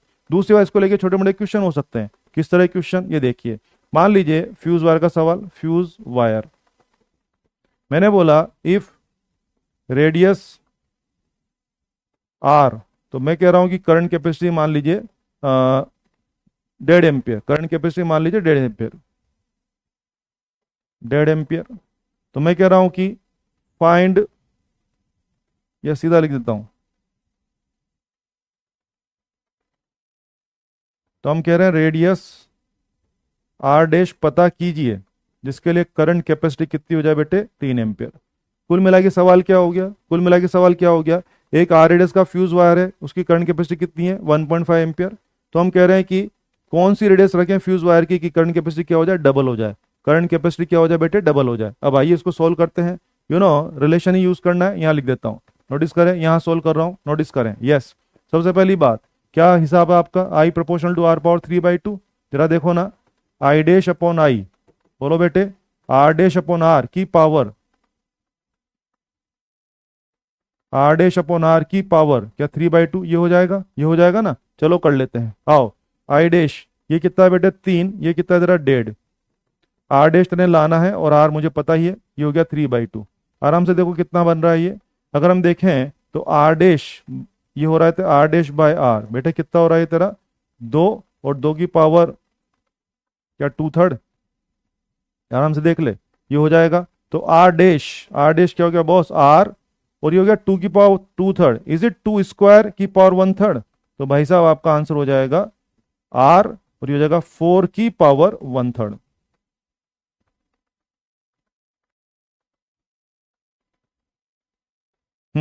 कितना आंसर हो जाएगा बेटे, आर डैश बराबर हो गया आर, क्या ये 4 की पावर 1/3 हो जाएगा ना, 4 पावर।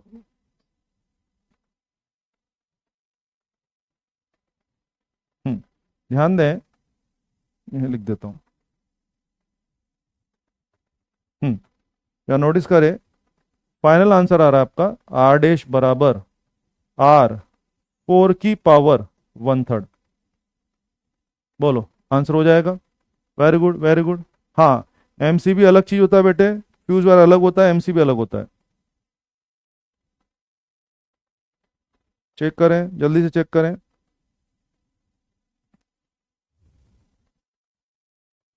फ्यूज वायर कुछ भी नहीं है, हमारे सिस्टम में हमारी चीज़ों में एक्सेस करंट ना चला जाए तो ये क्या करता है, करंट का ध्यान रखता है।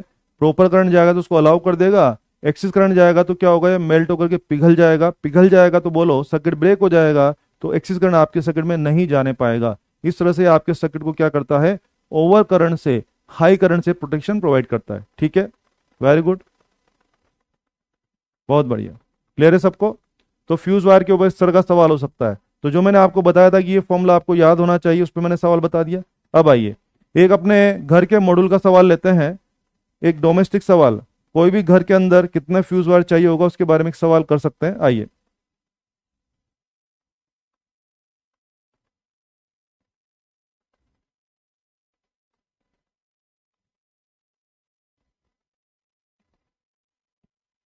करंट कैपेसिटी का रिलेशन याद ही रखना पड़ेगा। करंट कैपेसिटी का रिलेशन जो है ना वो याद ही रखिए, मैथमेटिकल डेरिवेशन से आ जाता है, डेरिवेशन का क्या ही कर लोगे, डेरिवेशन का क्या ही करोगे, याद करो, उसको अप्लाई करो। चलिए अगला सवाल पकड़ते हैं।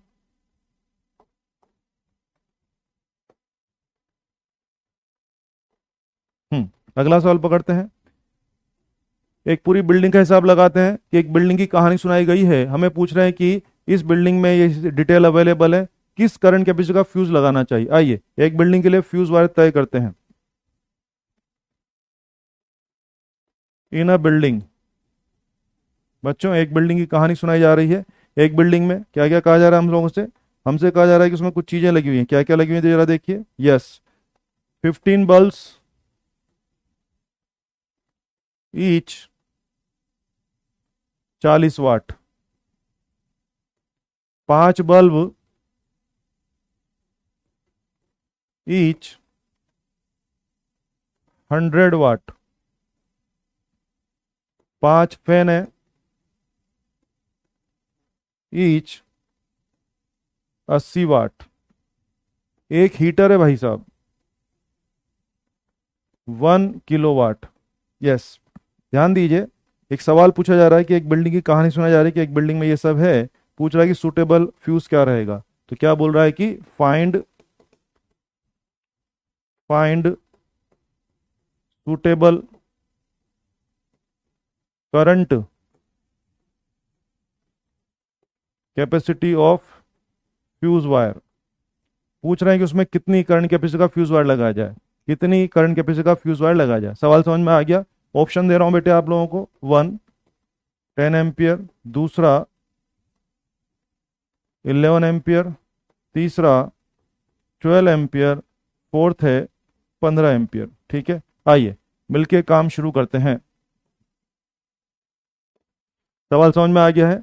एक बिल्डिंग की कहानी सुनाइए, अपना घर समझ लीजिए, अपना घर समझ लीजिए, अपने घर में जितने भी आइटम्स हैं उनकी कहानी सुनाई गई है, और एक कहानी सुना के पूछ रहे हैं कि बताइए हमें कौन सा फ्यूज वायर लगाना चाहिए। चलो मिलकर तय करते हैं। आइए सबसे पहले ऐसा देखते हैं बच्चों, क्या आप जानते हैं, क्या आप जानते हैं पावर V इंटू आई ये लिखते हैं ना, तो बोलो यहां से आई क्या हो जाएगा, आई क्या होगा, पावर अपॉन V। सही बात है। किसी भी अप्लायंस को काम करने के लिए कितना करंट चाहिए, क्या करना पड़ेगा, उसके पावर में V का भाग देंगे, डिवाइड करेंगे तो क्या करंट आ जाएगा, यस बिल्कुल आ जाएगा। तो आओ काम शुरू करते हैं। यस सबसे पहले बात पकड़िए, अपने घर में वोल्टेज सप्लाई कितना आ रहा है, 220 वोल्ट। कितना वोल्टेज आ रहा है, 220 वोल्ट। तो जरा समझिए, घर का करंट कैलकुलेट करने जा रहे हैं। यस आई, जरा देखना, एक बल्ब 40 वाट का है, तो बोलो 40 वाट का बल्ब कितनी करंट ड्रॉ करेगा, 40 अपॉन 220। 40 वाट का बल्ब 220 वोल्ट आप अप्लाई करोगे, तो बोलो 40 वाट का एक बल्ब कितनी करंट ड्रॉ करेगा, 40 अपॉन 220। और ऐसे कितने बल्ब में, 15 बल्ब, तो बोलो ये 15 बल्ब कितनी करंट ड्रॉ करेंगे, क्या ये 15 बल्ब की करंट हो गई है, वेरी गुड। प्लस 100 वाट का एक बल्ब कितनी करंट ड्रॉ करेगा, 100 वाट का एक बल्ब, 100 वाट का बल्ब है, 220 तू लगाएगा उस पर, क्या 100 वाट का एक बल्ब ये करंट ड्रॉ करेगा, हाँ करेगा। और ऐसे कितने बल्ब हैं तेरे पास, 5, तो 5 बल्ब मिलके ये करंट ड्रॉ कर रहे हैं। प्लस प्लस आ जा, 80 वाट का पंखा है, 80 वाट के पंखे पे तो 220 अप्लाई करेगा, तो 80 वाट का पंखा पे तो 220 अप्लाई करेगा, तो बोल एक पंखा ये करंट ड्रॉ करेगा, एक पंखा ये करंट ड्रॉ करेगा। कितने पंखे तेरे घर में, 5, 5 पंखों का टोटल करंट ये आ जाएगा। प्लस हीटर, हीटर कितना बेटे, 1 किलोवाट मतलब कि 1000 वाट का हो गया, हीटर क्या हो गया, 1000 वाट का हीटर हो गया, तू लगाएगा 220। क्या मैं जान लूं कितनी करंट ड्रॉ करेगा, 1000 वाट अपॉन 220। और कितने हीटर है, बहुत सारे, कि एक हीटर, एक हीटर। बोलिए हमारे इस बिल्डिंग के अंदर जितनी भी करंट ड्रॉ होगी, अगर सारे के सारे डिवाइसेस ऑन कर दिए जाएं, सारे के सारे डिवाइसेस ऑन कर दिए जाएं, तो बोलिए क्या मैं पता कर लूं कि मेरे सर्किट में कितनी करंट रिक्वायर्ड है, बिल्कुल पता कर लीजिए। आइए मेरे सर्किट में कितनी करंट रिक्वायर्ड जरा देखिए, नीचे तो सब में 220 आ रहा है, ये हो गया 600, ये हो गया 500, 1100, और ये हो गया 400, 11 से 1500, ये हो गया 2500। मुझे लगता है ये आ रहा है बेटे, ये आ गया। अगर हम इसको डिवाइड करें, इसको उड़ा दो, ये हो गया तेरा 2 से उड़ा दो तो ये हो जाएगा 125 अपॉन 11। ठीक है, डिवाइड करके देखिए कितना आ रहा है, 11 1, ये हो जाएगा 11.15 करीब 11.3 एम्पियर के आसपास आ रहा है, 11.3 एम्पियर। चलो क्या रहा, इसका मतलब क्या रहा, मेरे घर में अगर मैं सभी चीज़ों को ऑन कर दूंगा तो इस घर को कितनी करंट चाहिए होगी, 11.3 एम्पियर करंट चाहिए होगी, 11.3 एम्पियर करंट चाहिए। तो मैं चाहूंगा कि जो फ्यूज वायर है ना, जो गार्ड है, वो गार्ड क्या करे, 11.3 करंट को अलाउ कर दे। अब जरा समझना, अगर मुझे 11.3 करंट पास करनी है, सोचो सोचो, अगर मैं 11 एम्पियर का फ्यूज लगा दूंगा, बेटे 11 एम्पियर का फ्यूज तो 11 के ऊपर जाने नहीं देगा, जबकि मुझे कितनी चाहिए, 11.3 चाहिए ना, तो 11 एम्पियर का फ्यूज से काम नहीं चलेगा। बोलिए कुछ समझे बाबू, कौन सा लगाएं, 12 एम्पियर का फ्यूज लगाना पड़ेगा, 12 एम्पियर का। कारण समझो, कारण समझो, 10 एम्पियर को 10 से ऊपर जाने नहीं देगा, मेरे को कितना चाहिए, 11.3। 11 एम्पियर वाला 11 एम्पियर से ऊपर जाने नहीं देगा, मेरे को कितना चाहिए, 11.3। 12 एम्पियर वाला 12 एम्पियर तक जाने देगा, अगर वो 12 एम्पियर तक जाने देगा तो 11.3 को भी अलाउ कर देगा, 11.3 को भी अलाउ कर देगा। तो बोलिए मुझे कौन सा लगाना चाहिए, 12 एम्पियर का। हाँ हाँ, शायद 15 एम्पियर वाला भी 11.3 को अलाउ तो कर देगा, लेकिन भाई साहब 15 एम्पियर वाला तो 14 एम्पियर तक, 14.5 एम्पियर भी अलाउ कर देगा। तो अगर 14 14.5 एम्पियर मेरे सर्किट में आ जाएगी, क्या मेरे सर्किट में आग वगैरह लग सकती है। तो हमें सेफ्टी ध्यान रखनी है, हमें सेफ्टी ध्यान रखनी, तो हमें क्या देखना पड़ेगा कि हम चाहेंगे कि एक्सेस करंट भी ना जाए, मैं चाहूंगा जितनी करंट मुझे चाहिए उतनी तो जाए और बहुत ज्यादा भी ना जाए। तो 11.3 मुझे चाहिए, तो अगर 11:30 12 तक करंट अलाउ करवा दें तो बढ़िया हो जाएगा। इसलिए हमने तय किया गया 15 नहीं लगा सकते हैं, मैंने बोला ना 15 नहीं लगाना है, 15 नहीं लगाना है भाई साहब। अबे 15 लगा देगा वो, इसको अलाउ कर देगा, वो तो 13 को भी अलाउ कर देगा, 14 को भी अलाउ कर देगा, 14.5 को भी अलाउ कर देगा और 15 तक अलाउ कर देगा। तेरे सर्किट में अगर 15 या 14.5 करंट चली जाएगी, हो सकता है कोई चीज खराब हो जाए। आखिर फ्यूज का यूज क्या है कि वो एक्स्ट्रा एक्सिस करंट को न जाने दे, तो इसीलिए हमें सेफ्टी भी रखनी है, साथ ही साथ हमें ये भी देखना है कि जितनी करंट हम चाहते हैं उतनी तो अलाउ करो भाई साहब, जितनी करंट चाहिए उतनी तो अलाउ करो, लेकिन एक्स्ट्रा करंट मत अलाउ करो। इसीलिए क्या आंसर हो जाएगा, 12 ampere. Current capacity of fuse that is 12 ampere. आ गया समझ में, बहुत बढ़िया, वेरी गुड, क्लियर है सबको। एक भाई साहब पूछ रहे हैं कि 220 क्या है। अबे तेरे घर में कितना उल्टे जाता है नालायक, चेक कर कितना उल्टे जाता है तेरे घर में। अबे दुनिया में ही हो ना, तुम कहाँ रहते हो? अबे घर में कितना उल्टे जाता है? 220 वोल्ट आता होगा ना, कुछ समझते हो बे? एक भाई साहब पूछ रहे हैं 220 क्या है। नालायक कौन, तुम्हारे घर में कितना वोल्ट जाता है? 220 वोल्ट आता होगा ना, कुछ लगाओ बे दिमाग। चलिए, ये था फ्यूज वायर के बारे में। इस तरह मैं फ्यूज वायर की बात खत्म करता हूँ। हाँ बच्चे, अगर 11.5 एम्पियर वाला फ्यूज होता तो शायद मैं वो लगा देता। देखो कितना अच्छा सवाल पूछा है किसी ने। 12 एम्पियर की बजाय अगर 11.5 एम्पियर वाला ऑप्शन होता तो मैं 11.5 एम्पियर वाला ही लगाता, मैं 12 एम्पियर वाला नहीं लगाता। समझ में आ रहा है? Very good. चलिए बहुत बढ़िया। तो बेसिक सारी बातें हो गई है, चीजों को आगे बढ़ाते हैं। नोटिस करें बच्चों, हमने रेजिस्टेंस के बारे में सारी जानकारी कर ली है। अब हम चीजों को आगे बढ़ाने जा रहे हैं। चीजों को आगे बढ़ाने के पहले ऐसा करते हैं, मैं आपको बता देता हूं कि आप जो जो क्वेश्चन ट्राई कर सकते हो बता देता हूं। नोटिस करें, होमवर्क बोल दीजिए इसको आप।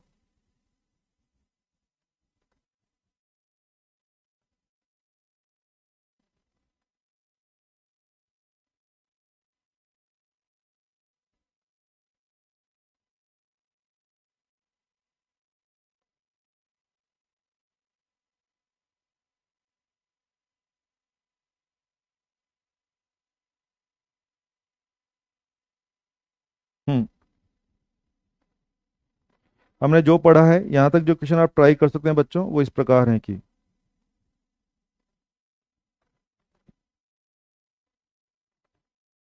हमने अभी तक पढ़ा है बेसिक पैरामीटर के बारे में और कंडक्टर के रेजिस्टेंस की डिपेंडेंसी के बारे में। ठीक है, आइए, तो जो क्वेश्चन आप ट्राई कर सकते हैं, होमवर्क,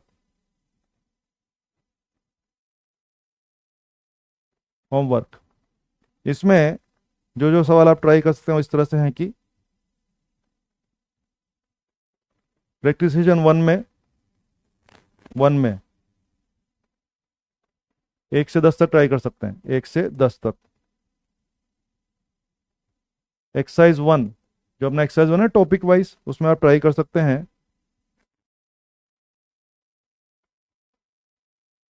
1 से लेके 33 तक। जी हाँ, एक से तक ट्राई कर सकते हैं आप लोग। एक्सरसाइज 2 में जो अपना है, एक्सरसाइज 2 जो अपने है उसमें आप ट्राई कर सकते हैं कौन कौन से सवाल, ये देखिए। आप ट्राई कर सकते हैं बेटे 2, 3, 13, 17, 20, 32, 49, 50, 49 के बाद 50, 56, 58 और 63, ये ट्राई कर सकते हैं। एक्सरसाइज 3 में जाइए, जो प्रीवियस ईयर क्वेश्चन है ना एक्सरसाइज 3 में, उसमें आप ट्राई कर सकते हैं बेटे 1, 11, 15, 18, 21, 30 और 35। ये सारे क्वेश्चन जो है आप ट्राई कर सकते हैं। ये सारे क्वेश्चन किसके बारे में है बच्चों? ये सारे क्वेश्चन है दो चीज़ों के बारे में। दो चीज़ें कौन कौन सी? पहली चीज, बेसिक पैरामीटर कंडक्टर के जो अपन ने 10 पैरामीटर पढ़े थे उनके बारे में है। और दूसरा, कंडक्टर का रेजिस्टेंस किन किन बातों पर डिपेंड करेगा, resistance, length, area, cross section, temperature, उसके बारे में रहेगा। क्लियर सबको? कर सकते हैं। चलिए, ये था इसके बारे में। अब क्योंकि हम लोग रेजिस्टेंस का बेसिक पढ़ लिया है, अब हमें रेजिस्टेंस के बारे में आता है, तो अब हम मेन टॉपिक पे बढ़ने वाले हैं। यस, आजकल हम क्या पढ़ रहे थे? कंडक्टर के रेजिस्टेंस के बारे में पढ़ रहे थे, वो सारी बातें हो चुकी है। अब आते हैं मेन मुद्दे पर। यस बच्चों, मान लीजिए मेरे पास एक से ज्यादा रेजिस्टेंस है, मेरे पास एक से ज्यादा रेजिस्टेंस, तो मैं क्या करना चाहूंगा कि ग्रुपिंग करना चाहूंगा। यस, मैं उनकी ग्रुपिंग करना चाहूंगा। और रेजिस्टेंस की ग्रुपिंग के बारे में दो विचार हैं। पहला विचार सीरीज ग्रुपिंग, दूसरा विचार पैरेलल ग्रुपिंग। तो अब हम शुरू करने जा रहे हैं सर्किट्स के बारे में। सर्किट्स के बारे में मतलब, यस, हम लोग सर्किट के बारे में काम शुरू करने जा रहे हैं। Series, parallel, mix grouping, voltage calculate करना, करंट कैलकुलेट करना, इक्विवेलेंट रेजिस्टेंस निकालना, डिफरेंट टाइप के सर्किट सोल्विंग टेक्निक्स पढ़ेंगे, जैसे कि केवीएल पढ़ेंगे, केसीएल पढ़ेंगे, व्हीटस्टोन ब्रिज पढ़ेंगे। हम बहुत सारे जो मेथड्स होते हैं, पॉइंट पोटेंशियल मेथड के बारे में पढ़ेंगे, सिमेट्रिकल एंड मेथड पढ़ेंगे। तो अब यूं मानिए अगले 2, 3, 4 लेक्चर तक लगातार सिर्फ और सिर्फ सर्किट की बातें होने वाली है। तो चलिए शुरुआत करते हैं सर्किट्स के बारे में। सर्किट एनालिसिस, मैं शुरू करने जा रहा हूं ग्रुपिंग ऑफ रेजिस्टेंस।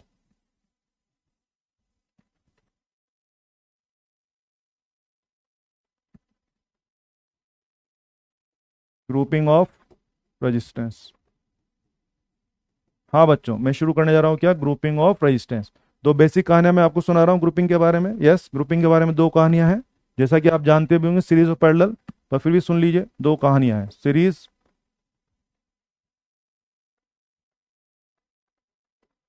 और एक कहानी है पैरेलल। सुनिए, आप सब जानते हैं अगर दो तीन रेजिस्टेंस तरह कनेक्टेड कर दिए जाएं, ये क्या होगा बेटे, सीरीज।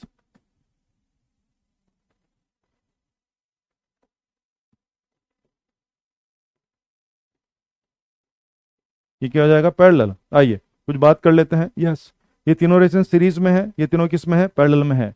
आगे सीरीज की पहचान क्या है ना, सीरीज को कब बोला जाता है, एक खत्म दूसरा शुरू, दूसरा खत्म तीसरा शुरू। कभी भी दो तीन कंपाउंड इस तरह से लगे हो तो उसको क्या बोला जाएगा, सीरीज ग्रुपिंग बोला जाएगा।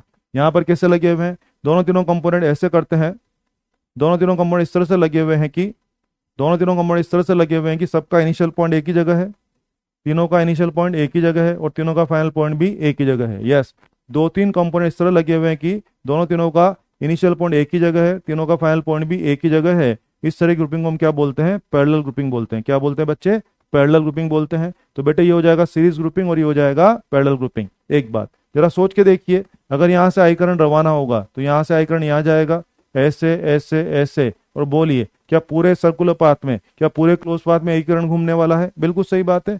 क्या पूरे क्लोज पाथ में एक ही करंट होने वाला है, एक ही करंट। तो इसका मतलब क्या रहा, सीरीज के लोगों में करंट क्या रहेगा, सेम रहेगा। सीरीज के लोगों में करंट सेम रहेगा। ओके, पैरेलल में देखिए, ये तीनों जो है उन सबका इनिशियल पोटेंशियल मान लीजिए एक्स है, ये मान लीजिए वाई है। जरा नोटिस करिए, तीनों का ही, सुनते जाए, वेरी गुड। तीनों का इनिशियल पोटेंशियल क्या रहेगा, एक्स रहेगा। तीनों का ही फाइनल पोटेंशियल क्या रहेगा, वाई। तो जरा देखना, R1 का पोटेंशियल डिफरेंस क्या हो गया, एक्स माइनस वाई। R2 का भी क्या हो गया, एक्स माइनस वाई। और R3 का भी क्या हो गया, एक्स माइनस वाई। तो अलग क्या रहा, तीनों का पोटेंशियल डिफरेंस अलग की सेम सेम सेम सेम।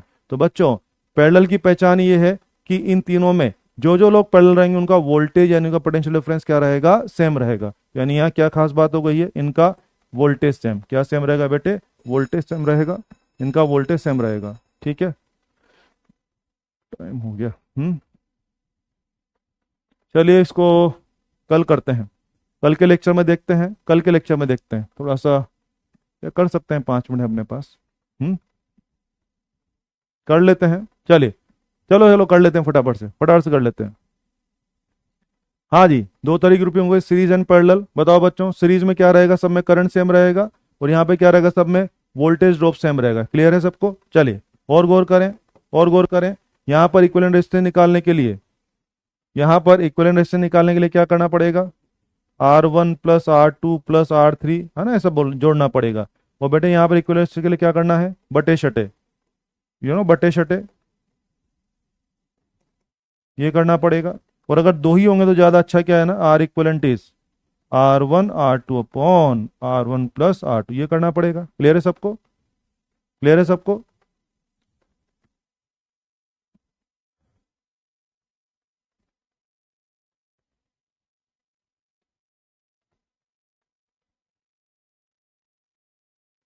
चले कल करते हैं,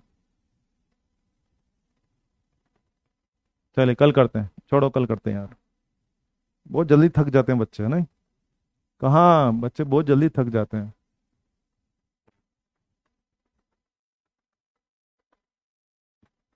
हाँ, ये कोई बोल रहा है, ये कौन है, शुभम साहू बोल रहा है कि इसको कुछ करने जाना है। सब करके आ जा बेटा क्लास में तो, ठीक है। अगली बार पूरा निवृत्त हो के आना, अगली बार टाइम ज़्यादा लूंगा मैं, ठीक है। चलिए थैंक यू, बाकी कल देखते हैं।